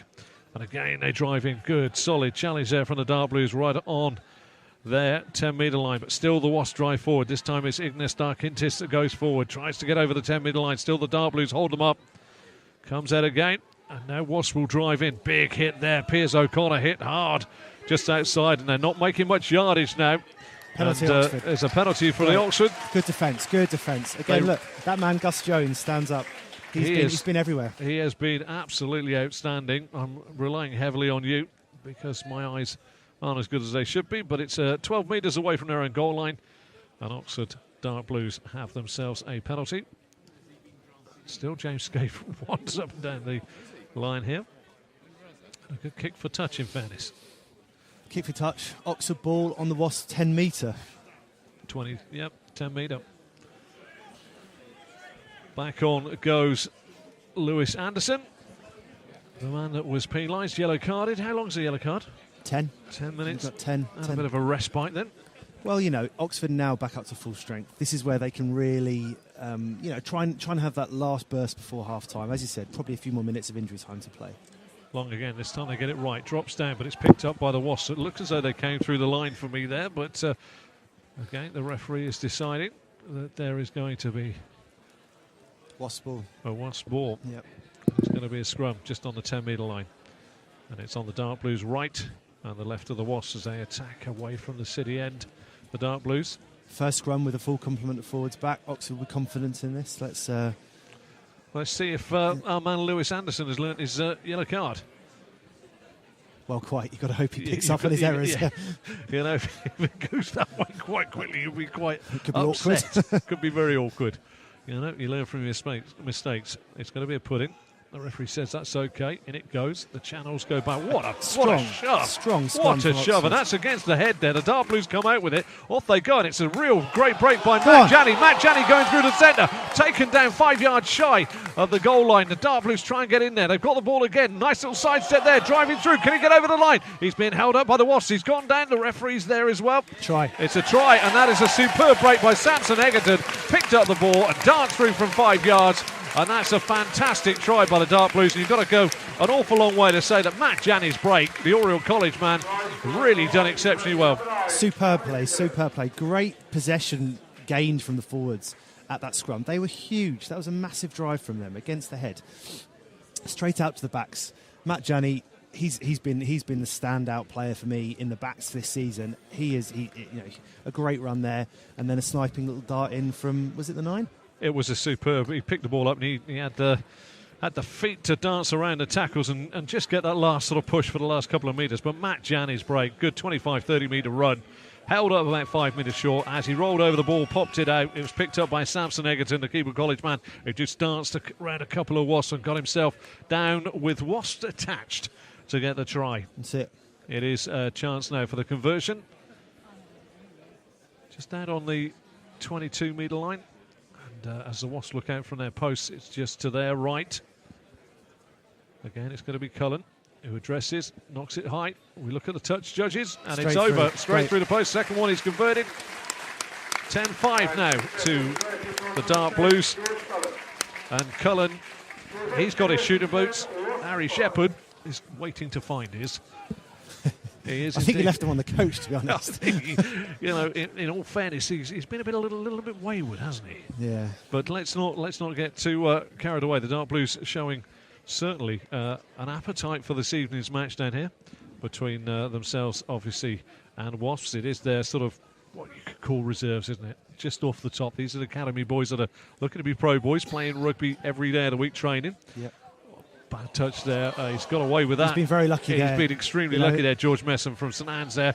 He's almost teed it up off his leg. It's not a knock-on, but the Dark Blues try and come outside of their 22. They're being held up by the Wasps, dead centre of the park as well. And penalty to Wasps. So it's a penalty to the Wasps. And Harry's got possibly an easier chance here than he's had all night. Well, should he take it? Come on, Harry. Let's see what you can do. Is he going to take it on that? He is going as well, yes. I think they may even be changing. Maybe he's given it to someone else. I'm not sure. I believe he has. No, Harry's got it. No, it's Harry. Harry with a hat on now. He's trying to disguise himself from us. Pretend he's someone else. He's got that sort of the headgear that akin to rugby. It is a Peter Rugby headgear, but more people that watch the Premier League would think it's Peter Cech. It Yes, maybe indeed. kicks Yeah. a bit like Peter Cech. Stops your ears from getting hurt, though. Give you that. Does it really? Yeah, it does, yeah. Instead of that tape they normally bind around their ears. That's it. There we are. Third time lucky for Harry. That's what we can do. Harry is slightly more central this time, no more than 25 metres away from the posts of the Dark Blues, who lead by 10 points to 5. This will drag it back to 10-8. Harry Shepherd addresses, goes. Now he's drilled it. He seems to put his laces through that. And again, he's missed. The touch judges. It's gone wide. I tell you what, Crikey. the touch judges, as the half-time whistle goes, and you'll hear the applause, there's almost something... what's the word I'm looking for? The touch judges just look at it, don't they? It goes wide of the post. They don't go any gesticulation. It's almost like is that the best you've got? Have you got any more for me? Yeah. Come on, make me work harder. Let me raise my flag at least. But Yeah. you can hear the applause here because the Dark Blues go off into half-time here down at the Iffley Road Rugby Ground, leading by 10 points to 5. Cullen with a penalty after 18 has put them 3 up. Then it was a Stewart try, which wasn't converted for the Wasps to make it 5-3. Sam Egerton then got a wonderful try in fairness after a great break by Sam Janney to make it 8-5 before the conversion by Cullen. That's how it stands as we go into the half-time interval. It's time for us to have just a momentary break. You are listening to Oxfordshire Sports Online. Oxfordshire Sports Online, sponsored by Avalon National Pool Covers, the only truly independent pool cover company, installing, maintaining, servicing and cleaning all types of pool covers. Hi everybody listening and anyone who has stumbled across the internet and is tuning in to today's live broadcast. Who are Oxfordshire Sports Online and what is it? More importantly, what will it be doing? Oxfordshire Sports Online is an internet-based broadcasting platform with a difference. Our aim is to deliver live sporting events broadcast from around the county and around the country, uncovering the sports left in the shade by the mainstream sports stations. Just because the manpower isn't available or the interest is perceived not to be there by others doesn't mean it's not needed, and the internet is the way forward, despite radio broadcasters saying the contrary. They all use it. After trialling our system at various events, we are now building our audience and raising awareness. So far, we have brought publicity to ice hockey, futsal, semi-pro football, varsity events, so no sport is out of our reach, from boxing to athletics. Remember, many people live or work abroad but want a regulation dose of their local sporting affiliation. The internet's reach is worldwide, and as a service, it is unrivaled. So, as the fixtures are released, we will be planning and plotting our coverage. But we can also be sponsored to cover your event with professionalism. To find past podcasts, past shows, interviews, etc., head to our production company website. All the W's, aselfproduction.co.uk, and hit the Oxfordshire Sports Online page to find out more about our past episodes. You can get involved as we evolve. Radars or solid hit numbers, we will say no more. But there are sponsorship and advertising opportunities available, but not to the detriment of the broadcast. Plus, find us a professional outfit willing to look and put out new talent on air, and we will find you some chicken's teeth. We could go on and on about the opportunities of Oxfordshire Sports Online, but we won't for now. So you can contact us on aself.prod@ymail.com or direct message us at Oxford_sports on Twitter, or even call us on 0771 910 888. You could also like our Facebook page. It's a very good way of finding out what is coming up next. So sit back and enjoy Oxfordshire Sports Online. Presently back in front of net, Josh Oliver steps one way and then the other. Good work by the keeper. Long is out of position, and in the end, the punch out, it's in. This time it is in, and it's a goal for Josh Oliver. And there is the classic case in point, and the referee was Bob on the spot there because Young was down. I thought he smothered it. There came the puck, and it is Josh Oliver that turns in to an empty goal to make it 2-1. As now Oliver goes in on the net again. He steps away for one. What great work again. It's in again. Two inside a minute. And Josh Oliver, and again, Young has saved the first. The rebound comes out. He tucks it away. It's 2-2. And the crowd goes wild in here. Everybody's up on their feet. Big cheers. That was persistent. Super skills. We keep saying it. One of the most skillful players we've seen here in Oxford, and he's done it again. Josh Oliver now breaking forward. It's 2-on-1 situation. Plays it across, and it's into the back of the net. Brilliant stick work. It's Pentecost with the equaliser. But let's take our hats off to Josh Oliver again. He's gone down on the right-hand side. Oxfordshire Sports Online, sponsored by Avalon National Pool Covers, the only truly independent pool cover company. Installing, maintaining, servicing and cleaning all types of pool covers.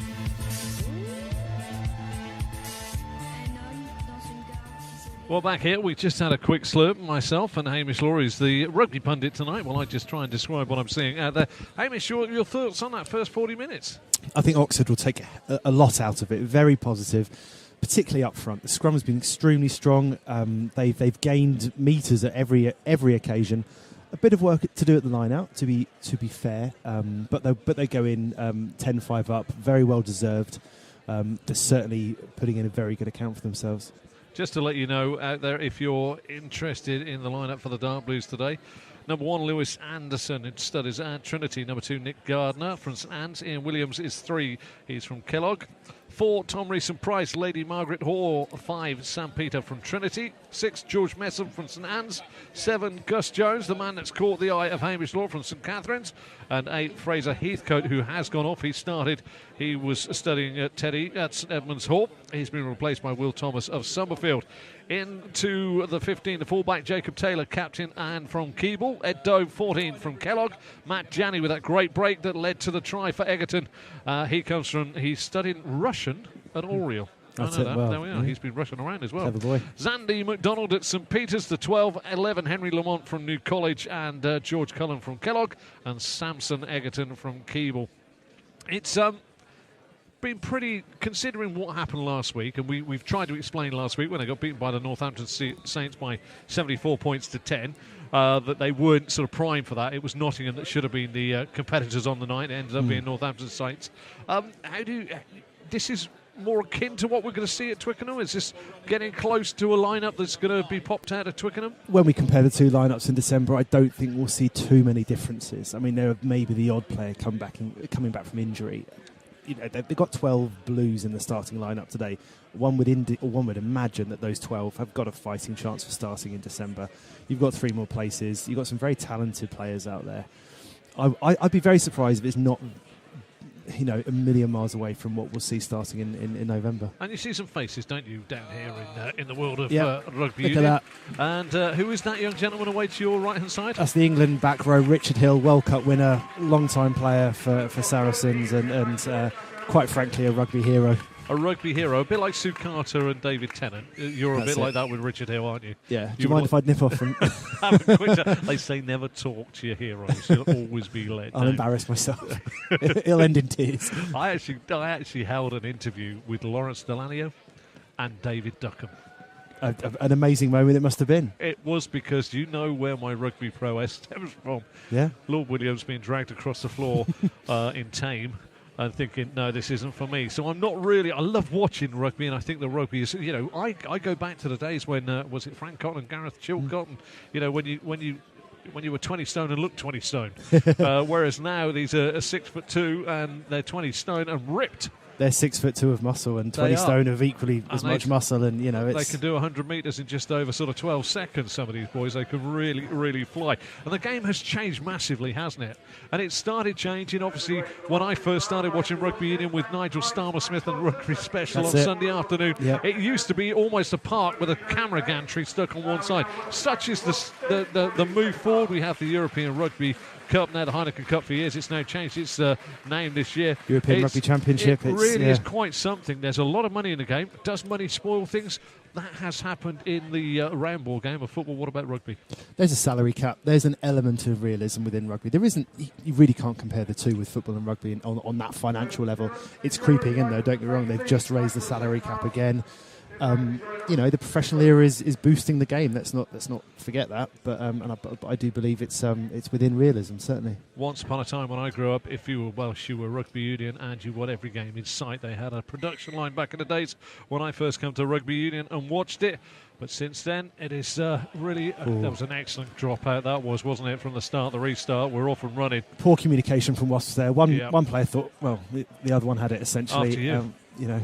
Literally after you, Claude, and it's going to be a line out now.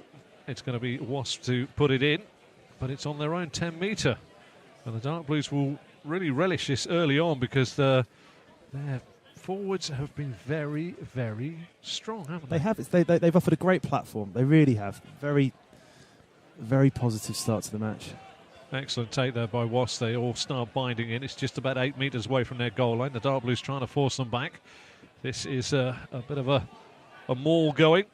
Box kick high. It's going to be taken over here now by Henry Lamont. Takes it well just inside the half. Great tackle coming through there by the Wasps, but Henry Lamont's done well. He's going to feed the ball out. The Dark Blues have got to get themselves onside. Do so. Out they come. Now the drive will go on with Will Thomas. He goes over the halfway line. It's caught. Heavy blow. Comes out. Good pick up and take by Egerton, the try scorer. Fired out by Janney, and now there's a sprint on the far side. Xander McDonald going through there. Caught just inside the half of the Wasps.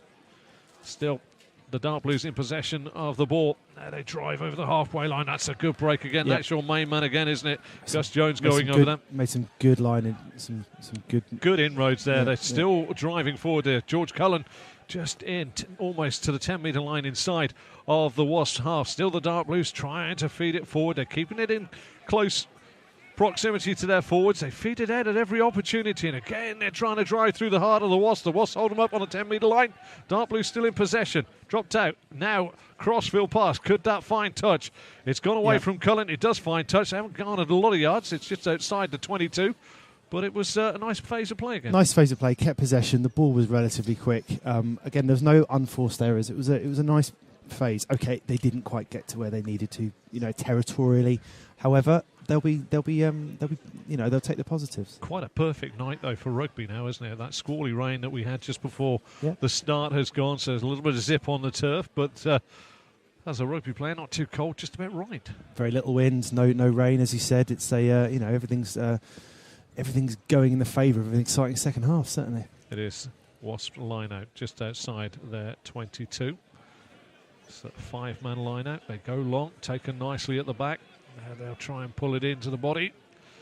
And they'll try and get their maul going. They're trying to go. They wheel away, try and break again. The Dark Blues are there, though. Forced up to the 10-metre line just inside the Wasp half. They dink one way and then the other. He's gone blind side.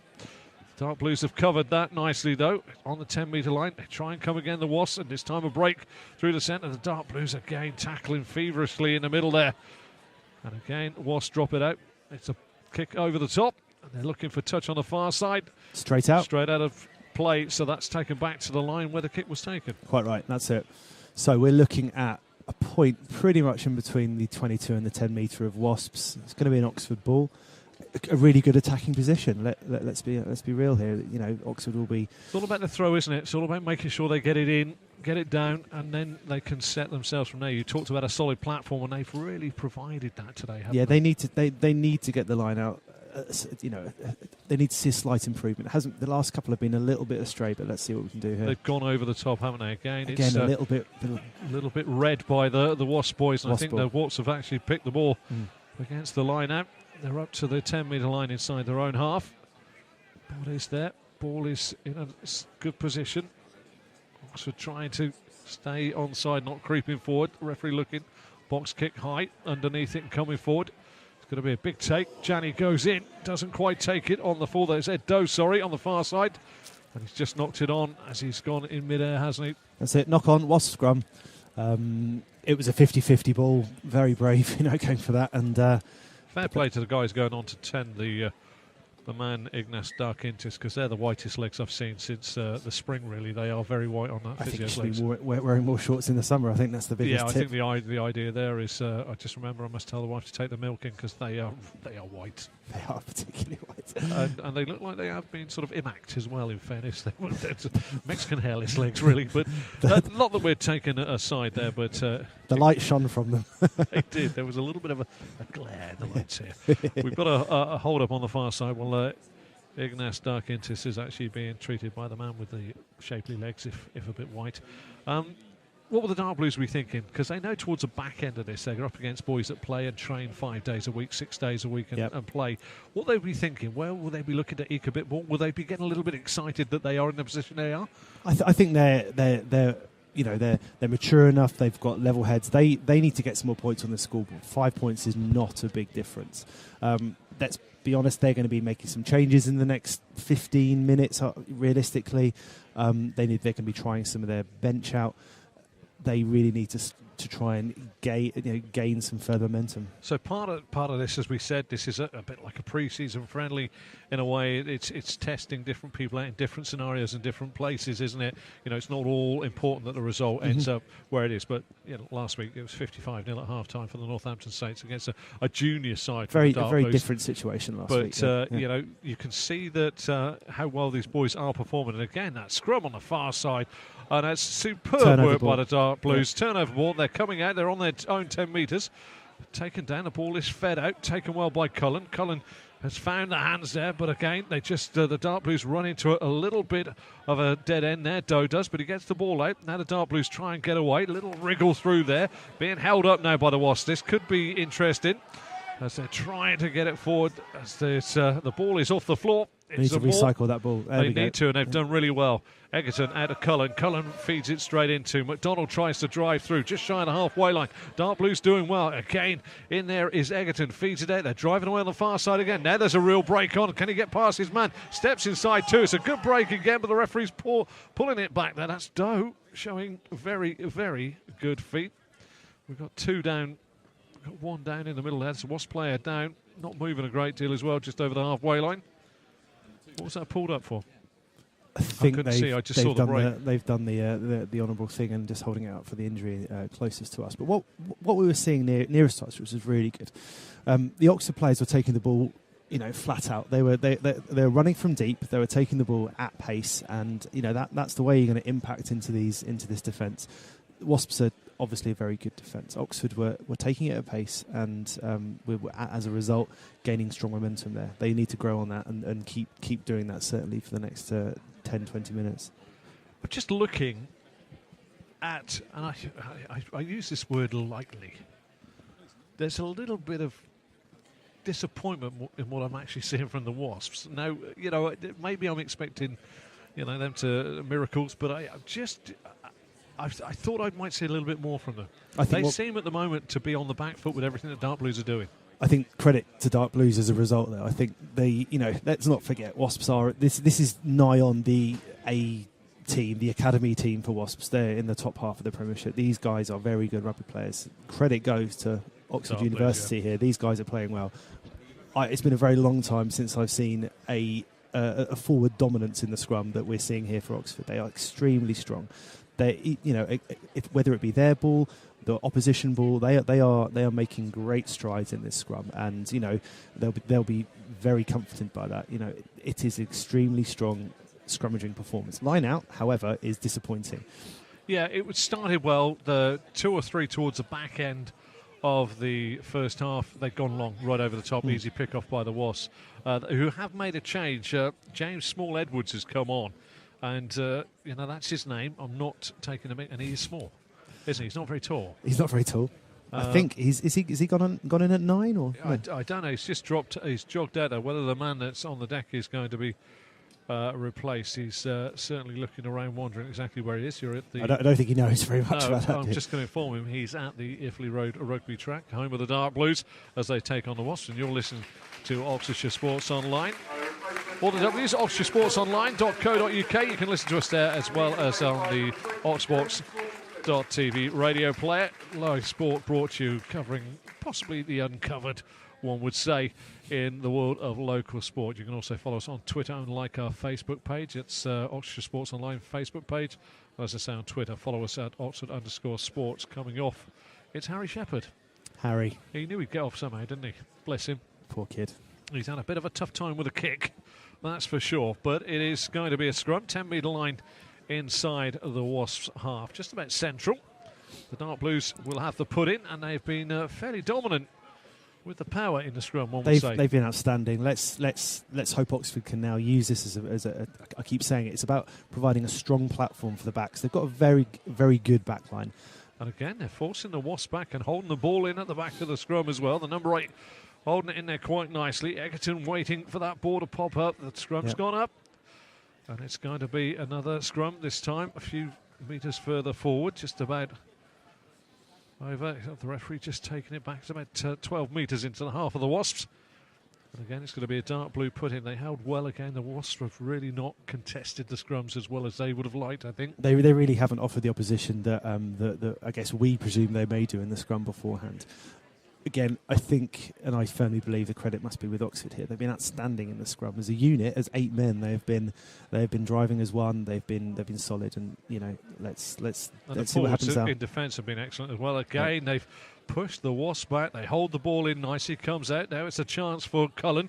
Cullen feeds it out. The run comes in. Lovely step over. Taylor's on the charge. He's gone down the line here. Just inside of him. Can he get outside in the corner? I think he's going to end it. Excellent try there by Jacob Taylor. Just showed inside. Great dummy run by Lamont. And Taylor went down the touchline, just failed to go inside to Lamont, and then sold the dummy round and in just wide of the post. An excellent try there by the captain, Jacob Taylor. What did you think there, young man? Textbook. I mean, that was straight from the training field. There was a missed pass in the backs there, a dummy run. Jacob Taylor ran a great line, showed some fantastic pace. Nothing short of what they deserve, if we're honest. There's some amazing scrummaging again. Great hands, great fast ball. Well done. An excellent assist, in fairness, because Lamont fed inside, just took the eye of the defenders as well, feigned to go inside and just peeled right round and then just wide of the post. A great opportunity here now coming up for Cullen to convert his third kick of the match, and his second conversion. He's just 21 metres out, and just as he looks at the posts, as the Wasps look out, it's just to the right of centre. A real good chance here to stretch that lead. Currently 15-5, could be 17-5. Fancy him? I think he's going to get there, surely. It's well within his reach.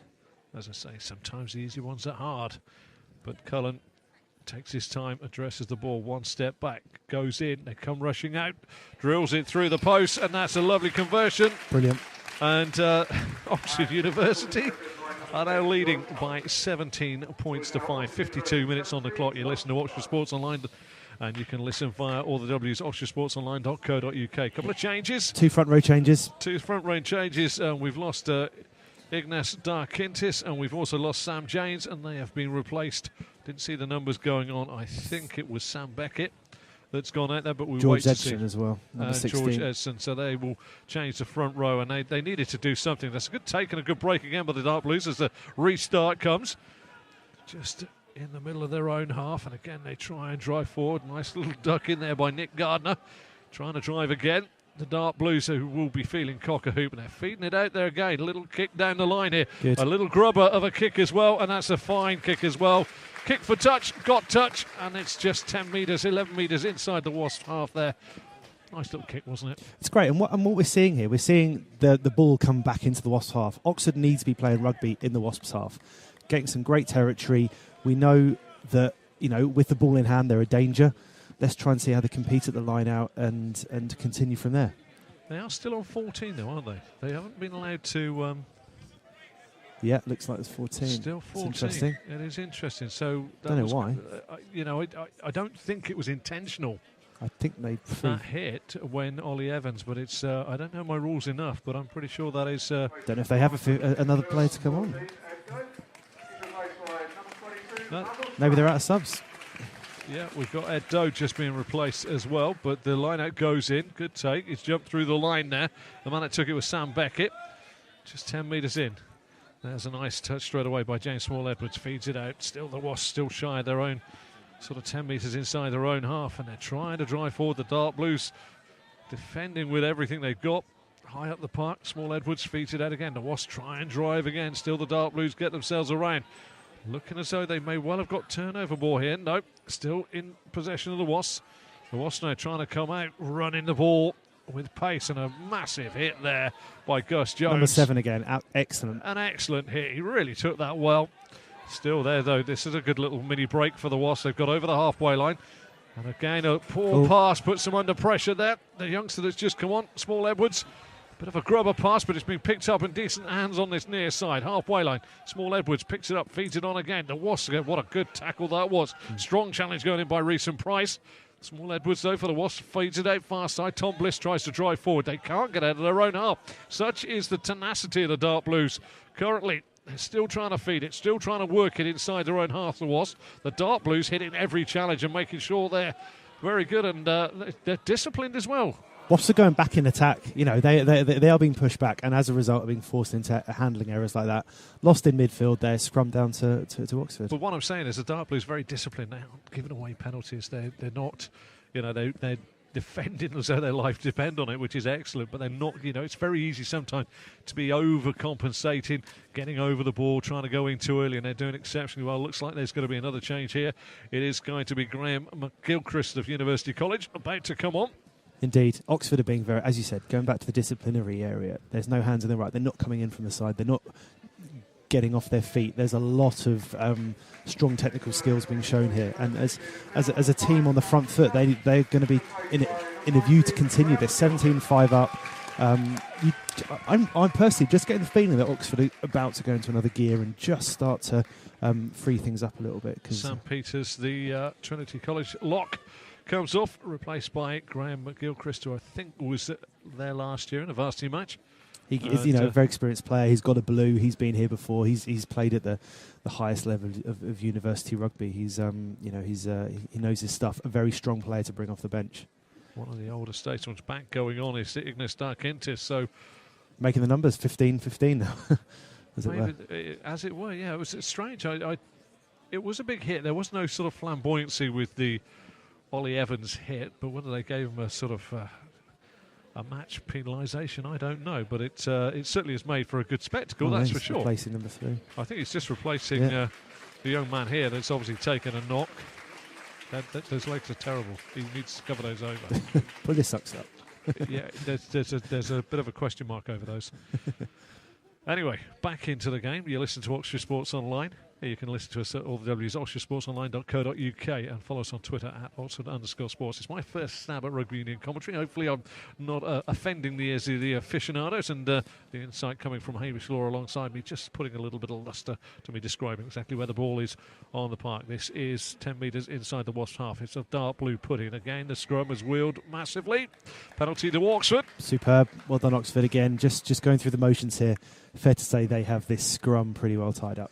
They do, and you said about a solid platform, and it's things like that, isn't it, when they come to maybe the varsity match at Twickenham. It's those early set plays, those early scrums, those early line-outs that will set the tone of the match, isn't it? And they're so important because they give the all-important possession, not just to the backs, but as a basis for the team. You know, a fantastic kick for touch there from a penalty, and that's almost 5 metres away, and it's going to be a dark blue put into this line-out.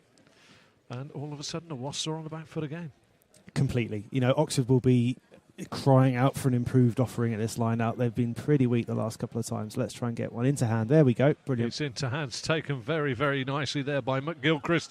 And now they go, and now they drive forward. The maul going forward. The ball off the floor. They're trying to bide in. They're about 2 metres shy of that goal line. Looks as though they could be forced to wait. Oh, he's over the line. I think he could have got that stand. He's being held up. And the referee is blown for a penalty. What I found I do like about rugby, there was the maul went off one way, but the ball's peeled out the opposite side. Went left. It went left. You know, and there's I wonder how you feel in the middle of the maul that's no longer the maul. Well, you're just pushing, aren't you? You're just pushing. You're just pushing, and suddenly you find yourself with. But actually, no egg ball. It's a pride thing. I think you just keep going, don't you? No one's going to stop. No one's going to stop. Right, we look across.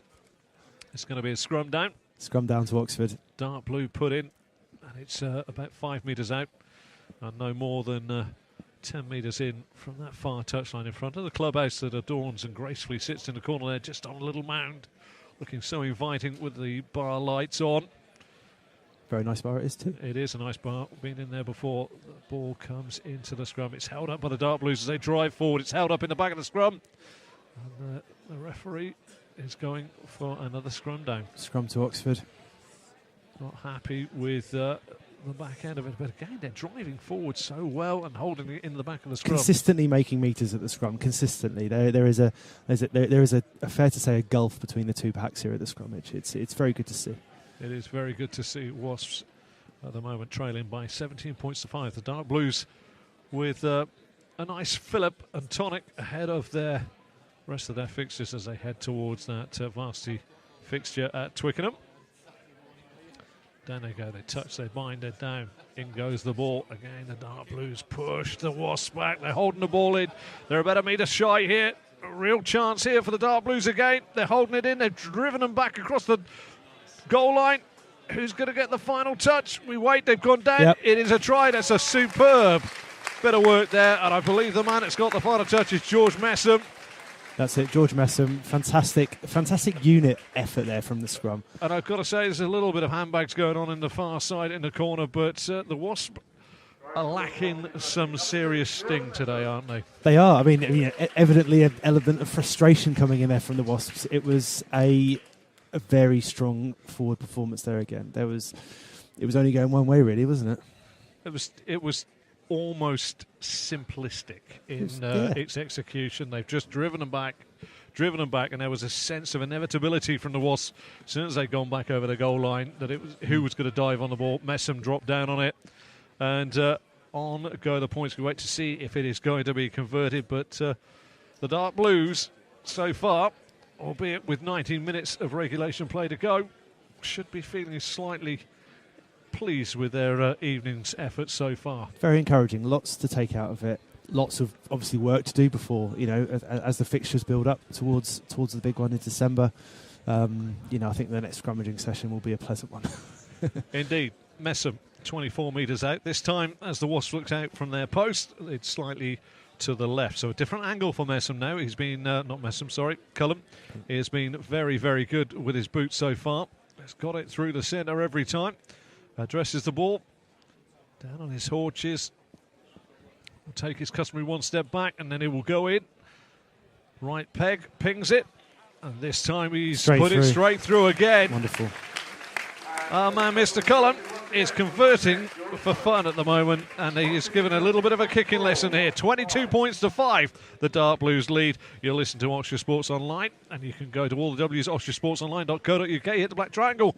You will hear us, and you can hear us covering ice hockey, football, local football, and indeed every sport that doesn't get the limelight it deserves. We're down here with Rugby Union because predominantly on Saturday afternoons I'm tied up with the BBC, sadly, and I can't get across to Headley, Hawks, Chinner and Co. So a few more night games would be quite nice from those, and we'll give you the coverage you deserve. Hamish Law has joined me alongside, and he is my rugby purist, so to speak. He's telling us a little bit more about the intricacies of what's going on and what the players will be feeling and indeed trying to achieve here. The Dark Blues again from the restart, driving again. Excellent wheel away there by Zandy McDonald, just caught midway between the 10 metre and 22. Dark Blues going forward. A little chip and run there by Cullum, who gets there, and he was just a shade unlucky there. The ball squirts into the Wasps half. It's picked up very quickly there by Tom Howe. Tom Howe dances through two, gets caught on the halfway line. Down he goes. The Wasps' orangey yellow shirts try and feed it out far side. Now there's a chance for the break inside. The Dark Blues, though, tackling as though their lives depend on it excellently. Picked up quickly by James Small-Edwards, feeds it out, and the Wasps try and drive through the centre. 10-metre line is still their target inside. Small-Edwards drives again. The Dark Blues hold them up just inside their own half. And they're trying to make some yards, and again the defence, the mass ranks of the Dark Blues hitting their tackles and making sure that there is no real yardage here. A box kick over the top, a little bit of an awkward one. Cross comes Taylor, and it's just grubbed its way over. Not the greatest kick one would say in the world there, but he's got the result he wanted there. Didn't have many options, in all honesty. There wasn't a huge amount of dynamism from supporting players. As a 9, it was one of probably the last option he should have taken there. But possession with Oxford, Wasps have a bit of territorial advantage here. But let's see what Oxford can do. Just over the Oxford 22 line out. We've had a little bit of a worry at the line out. It's going to be thrown in by Nick Gardner. high hanging. Referee not happy with the line out. That will be taken again. But always wondered, when I started playing rugby, you could not be assisted. And now the jump has to happen, and then you can assist the lift. That's it. Once they're up, what would happen if the man was really ticklish? Up he goes. It's just a question. Could be an awkward moment. Could be an awkward moment. Oxford on their own 22, trying to get themselves forward. Excellent work again there. They still get there. Easily fed out by Egerton to Cullum, and then a great break again, a rolling tackle. Going, yeah. Superb work there by Rees and Price. And again, just shy now the 10-metre line in their own half. The Dark Blues go on the far side in front of the Iffley Road stand. They're trying to cut in. It's a good break. Must have just been forward pass, very slightly forward. Pass. I was reading up on the forward pass, and it's quite an intricate. It's not quite simple, as you say, is it? Because momentum can make a ball look as though you're going forward. If you're running, that's it. It's a very difficult one. So the referee's got to be pretty much on there. Henry de Burka, Lincoln College comes on, and trying to see if that comes off. It could be Doe or Janney. Certainly very good play from the pair of those in the first half. A little bit of handling errors from Doe, but his pace when he's got the ball in hand has been excellent. It comes off to a rousing ripple of applause, one would say. Strong centre partnership Oxford have. Very strong centre partnership. There we are. It just turns round. It's actually Sam Egerton that's come off.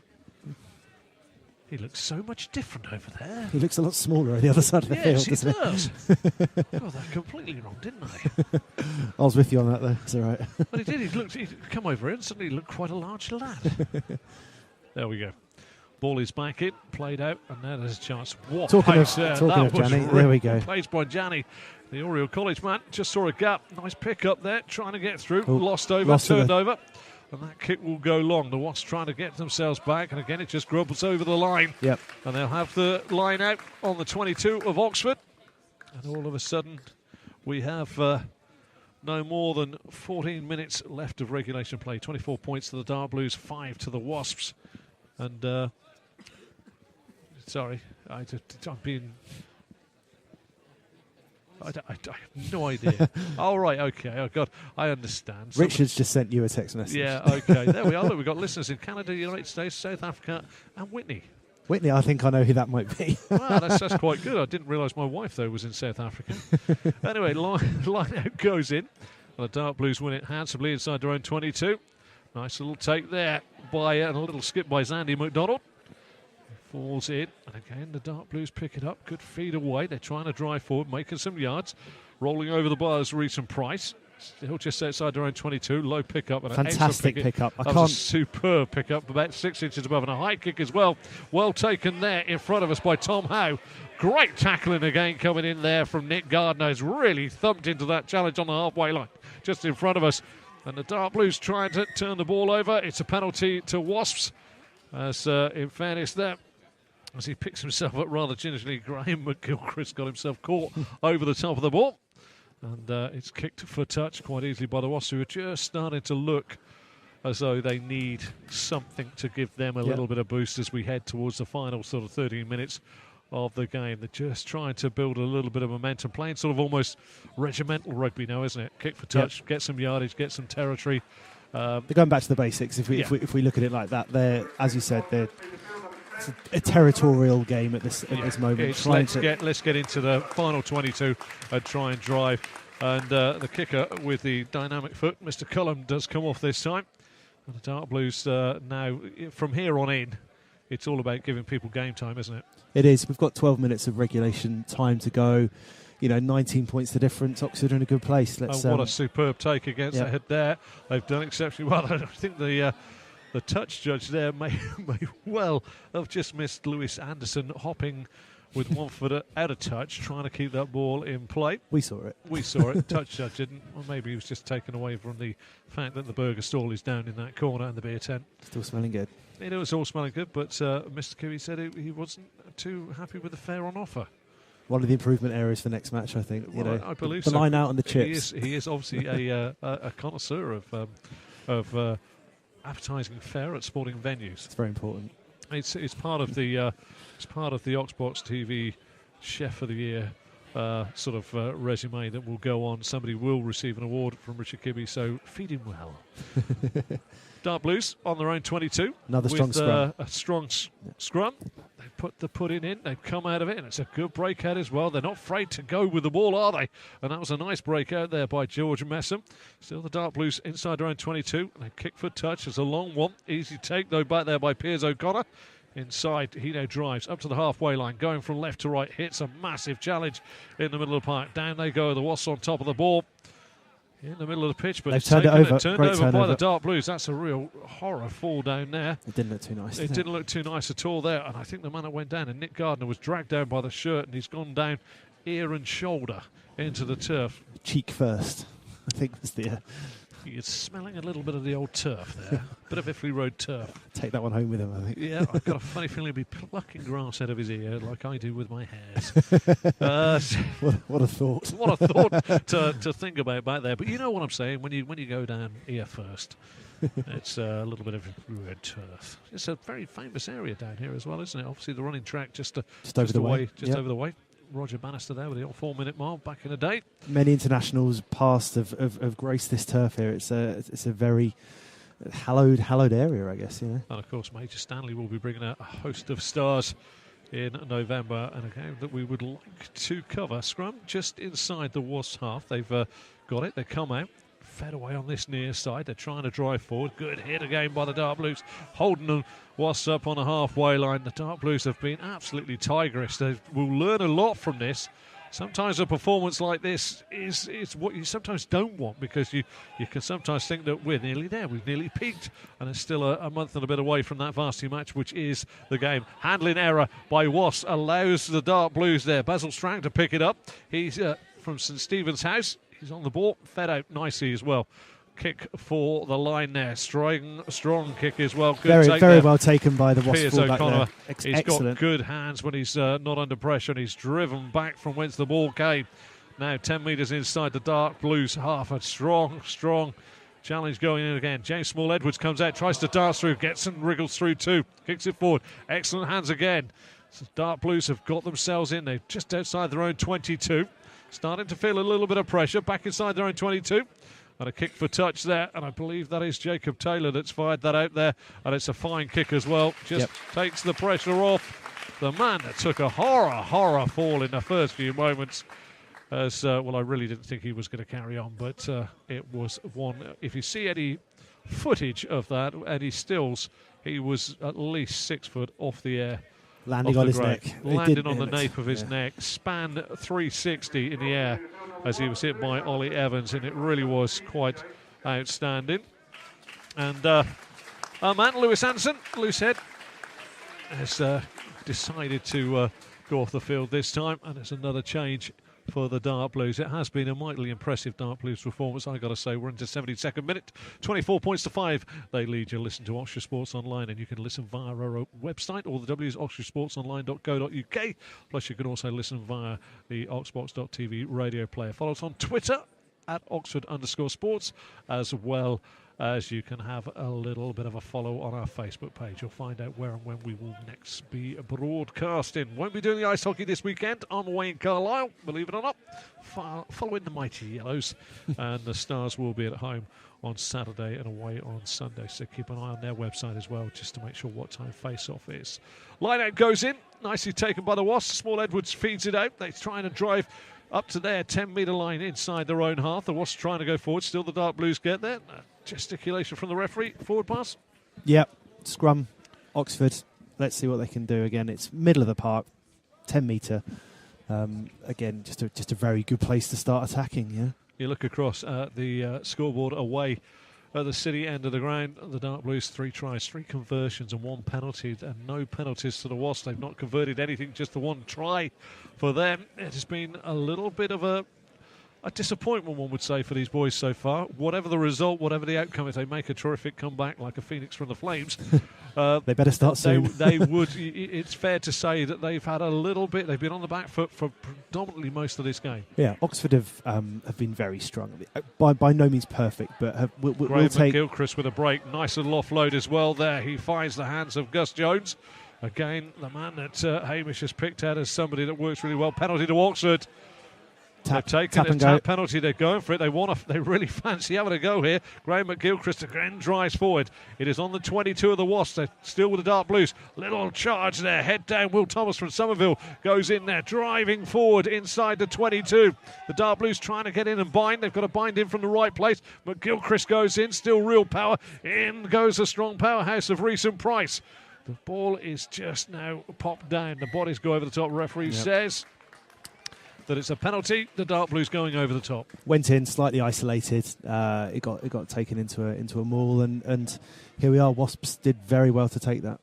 Looks like Tom Quayle is going on, and Guy Weston. Tom Quayle studying at Keble, and Guy Weston from Pembroke College going on. And as I said, Tom Quayle has been studying at Cambridge University. He's doing an MSc in English, I believe. Keep that one quiet.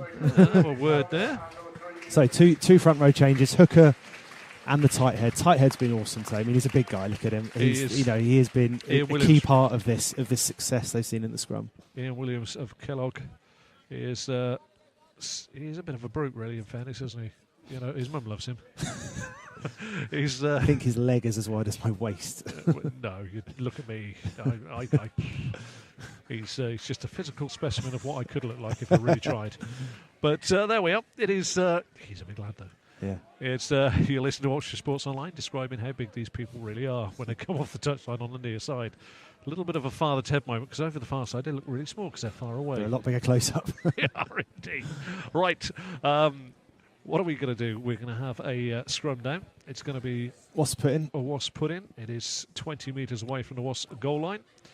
And the Dark Blues now with a whole new front line will look to see out the remaining 4 minutes of regulation time here.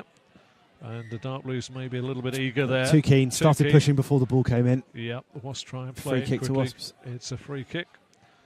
Is it going to be a tap and go? They're going to kick for position. I think they're going to kick for position here. No, they've decided on a tap and go.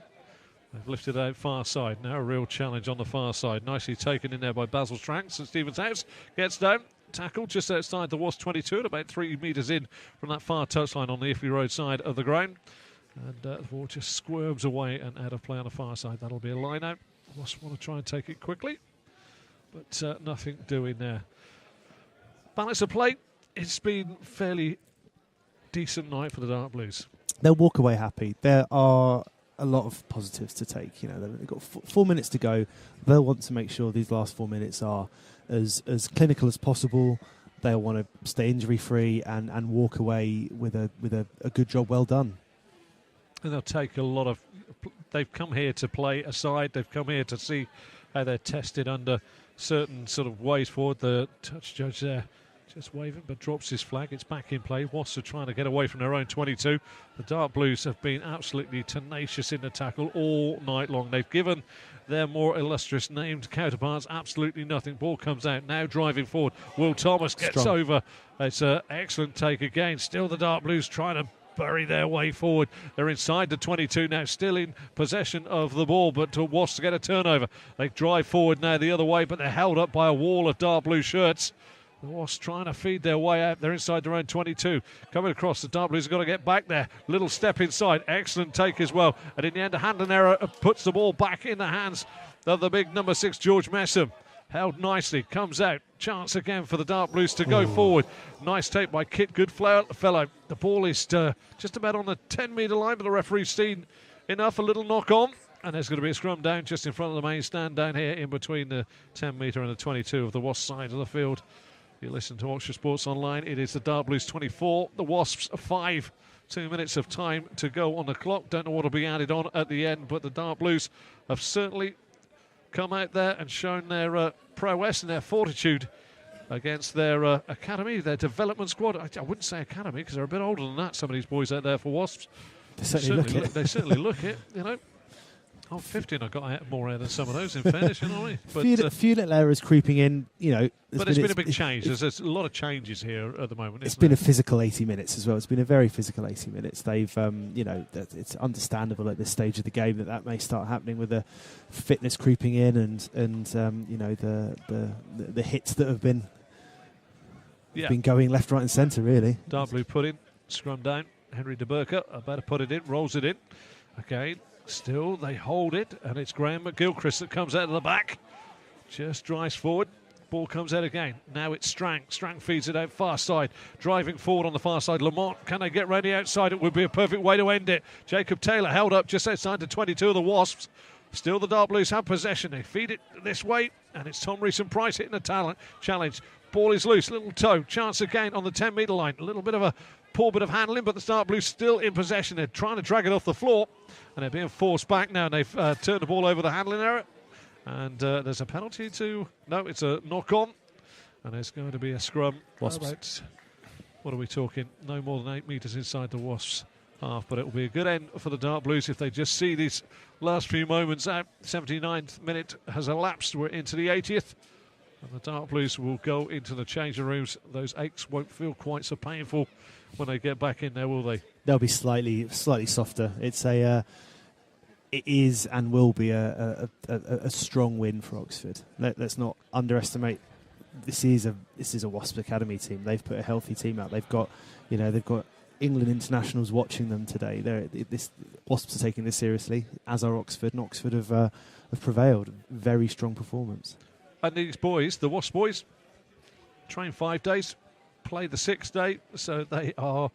Rugby's their life for them. They're trying to be on the pro books. They want to go forward. They want to be there. So, this is no mean feat for the students, the Dark Blues, that study very, very hard and have to literally combine their academic sort of qualities. Oh, that's a superb break. That is unbelievable pace there. And he's been collared just about 6 metres shy of the goal line by the Dark Blues. It's a bit of a high challenge, but the Dark Blues have managed to pull him down. It looks like it's a penalty to Wasps, and that was a break there by James Small-Edwards. Just saw a little chink of light and was through it like a ferret up a...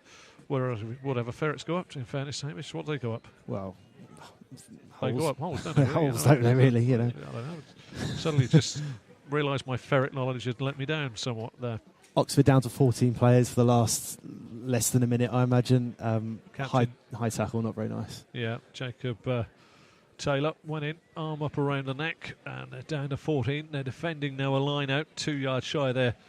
2 yards, 2 metres shy of the goal line, played by the Wasps. And again, a poor layoff there, and the Wasps will be held up by the Dark Blues. Time will be close. I think the ball out of play next time could see the end of the game, but it comes out. Still the Dark Blues hold the Wasps up. They're down to 14. They're about 3 metres shy. The Wasps trying to get that consolation try. They're trying to feed it out. It's a long one.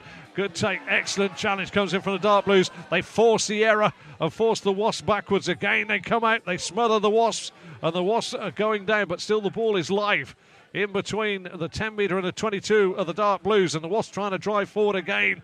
Still the Dark Blues wall of defence is there. Again, they burrow in. They take the man down.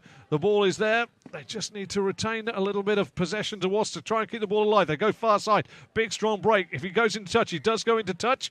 And that will be a line out on the far side. And a Dark Blue line out at that. No more than 25 metres away from their goal line on the Iffley Road side of the ground. Excellent defence by Oxford on the near side to us. Up very quickly. Gave the Wasps 14, next to no time at all on the ball. Very quick, very in their face, as it were. It was, as a result, the ball is now played far further up the field and in a much better position for Oxford. Line out for the Dark Blues. Long, they go to the back. It's taken by the Wasps. Against that, comes back. The Wasps try and drive forward again, just over the 10-metre line in the Dark Blues half. There's a penalty. And they'll have to tap and go, because if they go for the post, that'll be the end of the match, one feels. They drive in there. Another big, solid challenge there by the Dark Blues. The body's getting a little bit weary now. We're in time added on.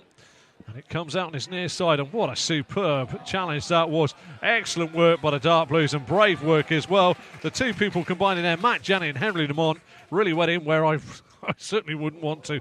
Big hit there in the park again. The man that's taken a heavy one there, Graham McGilchrist, though, just on his own 22. The ball is loose. Comes out. Good pick-up inside the 22. The Dark Blues try and feed it out on this near side. Maybe the wrong option there by Matt Janney, who's caught. It's a penalty again. Taken quickly. This time driving forward. Tom Howe for Wasps tries to get the ball going forward. How much longer? 83 on the clock. Small Edwards comes out. into the middle. The number 8 for Wasps caught right on the 22. Wasps have got men over. If they were to get it out quickly, they've got numbers. They have got numbers as well, and it looks like there could be a chance here, but they've got to do well. They're round on the far side, and there's a handling error again. He's lost it, and the referee is taking it back on this near side. It's confusing what the referee sometimes does with his arms. I know there's the advantage rule, but he seems to be bringing that back to something about 20 seconds ago. He is. 84 minutes gone now. I didn't realise there was that much injury time. Maybe they're now. I don't know the rule regarding injury time. If there was quite a substantial time in the first half, wasn't there, for Jacob Taylor? As it go at the end of the 80th? It wouldn't roll on to the second half. So. No. Right.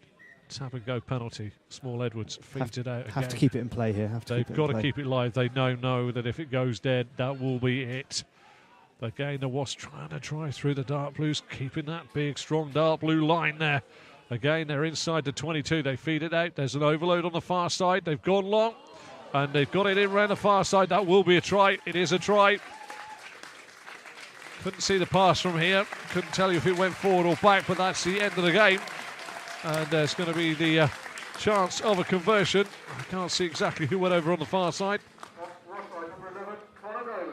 And it was, in fairness, Connor Dolan that's got the try that brings it back. Can they convert to make the final score 24-12? But what we do know is it's a dark blue victory. It is. There's no coming back now. It's a strong, a convincing, a very welcome dark blue victory. One that they'll take plenty of positives from, and one they'll take into their next fixture with they've learnt a lot today. Essentially, they will do. Their head coach is James Wade. The conversion goes wide, so the final score in this evening's match: the Dark Blues have triumphed by 24 points to 10. And when it comes down to it, the Dark Blues have been imperious. We'll be back in just a moment to chew over the fat, but in the meantime, we'll have a little listen to this. You are listening to Oxfordshire Sports Online. Oxfordshire Sports Online. RJS Waste Management UK are a company providing a complete waste collection, disposal and recycling service for businesses throughout the UK. We specialise in hazardous waste and difficult non-hazardous waste that should not be landfilled for businesses ranging from small independents to larger companies, factories, construction companies and multinational organisations. And remember, we are specialists in asbestos surveying and removal. For all your waste management needs, call 01865 598 069 or email info@rjswastemanagement.co.uk. Shore City Limited are a company based on the edge of Oxfordshire that provide health and safety instrumentation that monitors the workplace and employees to keep a safe working environment. Shore City provide instruments to monitor for things such as harmful gas, possible explosives or bad air quality. These are often more common than one might think and can occur in many work environments such as laboratories, farm slurry pits or paint factories. If you believe you may need to start monitoring in the workplace, please search for Shore City Limited online and contact them. Uniflow from the Red Corner is a single platform designed to manage printing, scanning and copying in your organisation. Featuring a modular structure and tight integration with Canon hardware, the system can be built to your unique requirements. Take a closer look at our document solutions online at theredcorner.co.uk. There you'll also find details on our additional services and latest news, plus a handy online contact form should you need to get in touch at any time. That address again, theredcorner.co.uk. Oxfordshire Sports Online. Well, back here, the players are just going into their huddle. It's time for us to wrap up really what has been a very fine evening for the Dark Blues. 3 tries, Jacob Taylor, Sam Egerton and George Messam with the tries for the Dark Blues tonight, all converted by George Cullen, who also scored a penalty as well. It's been a fine night against a side that, in fairness, the Wasps have put out an academy side. These are boys that want to be pros, and they will be training 5 days a week and playing the 6th day. They want to be pros, and they have come up against a Dark Blue side that may or not be something akin to what we might see in the varsity match come December. I've been joined all evening by Hamish Law, who has been giving us the insight on rugby, as he's played it many, many times. His face shows that. But Hamish, you know, we talked about where this would sit, what the level is, what the difference in level is. How impressed have you been with the Dark Blues tonight? It's been extremely strong. They've come up, as you said, they've come up against a squad of 20 players who are on track to become, you know, most of them professional rugby players. They're extremely, extremely good outfit, Wasps. Oxford have shown a great ability, great togetherness as a 15. There have been certain patches of the game that they've been extremely strong. The scrum was undoubtedly, for me, their strongest point. Line-outs, plenty of work to do. The backs were solid. Defence was again of a very strong level. Lots of positives to take. By no means were Wasps a poor opponent. Oxford were a very clinical and a very strong team today. We talk often about tempo, and I thought it was fairly apparent that Wasps came out, had a little look around. They were the boys, they were the kiddies, so to speak. But the tempo from the Dark Blues from the off, from the very first scrum, they contested and won. And it almost put the Wasps on the back foot. They suddenly thought, well, we're in a bit of a game here. And they never really recovered at any point. Or the Dark Blues did not allow them to recover. Completely. The Oxford started with some very strong scrummaging. They did not take long to get into the match. They started in fourth or fifth gear. They were at them from the beginning, which they needed to be. I think if they had given Wasps that opportunity to get in their stride, to show them what they could have done, it could have been a very different game. Okay, you know, Wasps were down to 14 men, you know, pretty early on. It wasn't a very pretty challenge that we saw there. Thankfully, everyone was fine. But Oxford took advantage of that. You can only play what's in front of you. If you're given the opportunity to play 14 men for the first 10 minutes of the match, then you do so. But they did it very well, and credit to them for that. They did indeed. That's the first game the Dark Blues have actually won. They've only played 3. But November does see them play Clifton away on the 4th. Worcester Warriors at home on the 11th of the 11th. Major Stanley's 15 on the 19th. That's a Wednesday afternoon. That's always a traditional sort of curtain raiser as we head towards Christmas shopping season, in fairness. Then you go on to the Northampton States on the 24th of November for Esher away on the 30th, and then Cambridge at Twickenham on the 11th of the 12th. Hopefully Oxfordshire... I'll say that again.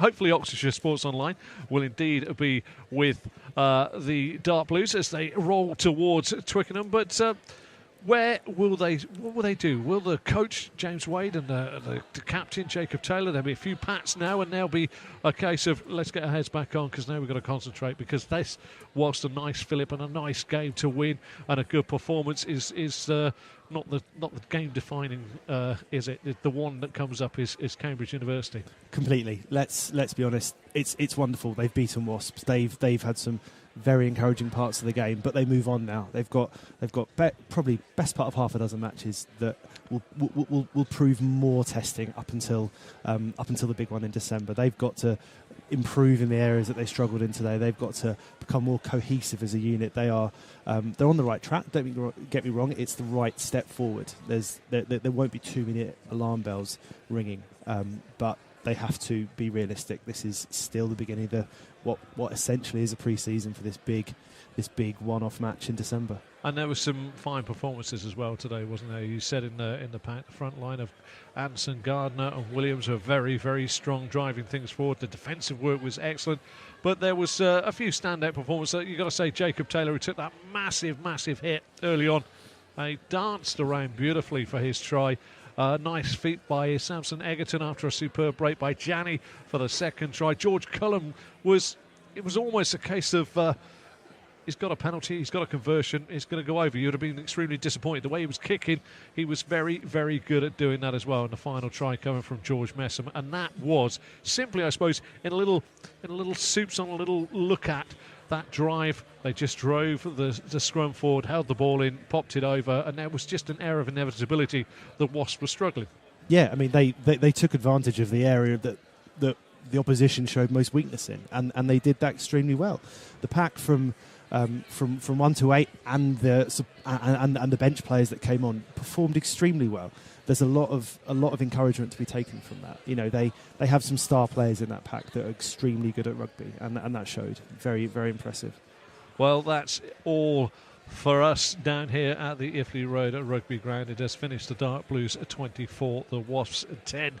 You will be hearing. Let's keep a look at our Facebook page. Go to Oxfordshire Sports Online Facebook page and like us, because you can look at that, and follow us on Twitter at Oxford_sports to see when we're next going to be broadcasting. Of course, all the W's, oxfordshiresportsonline.co.uk, because we will be covering the uncovered, so to speak, sports that maybe just sit underneath the high glow of Oxford United, because there is a fine county here producing lots of sport, including, we saw a fantastic 8-goal thriller only last week between Didcot and Northley, two sides that play in Division 1 South and West of the Southern League. There's plenty to see, there's plenty for us to cover, and we will do. If you want to get involved with us as well, head to studio at oxfordshiresportsonline.co.uk and get in touch. We're always looking for some people to help us out and cover in the costs to bring you the sports that we would like to cover. Hopefully we will now be following the Dark Blues as they roll on towards Twickenham, and we will hear more from Hamish Law. He's done a fantastic job with us tonight.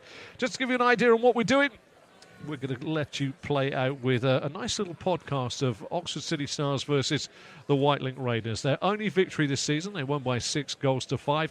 They are right there. Great sport as well to go along and watch, often playing, and their next home game is on Saturday evening, face-off at 6:15. But from Richard Kibbe, who's helped us today, Hamish Law, a big good night. I've enjoyed it. Good night. And we will be back. We will be covering the Dark Blues again. Hopefully you've enjoyed it out there. You've been listening to Oxfordshire Sports Online.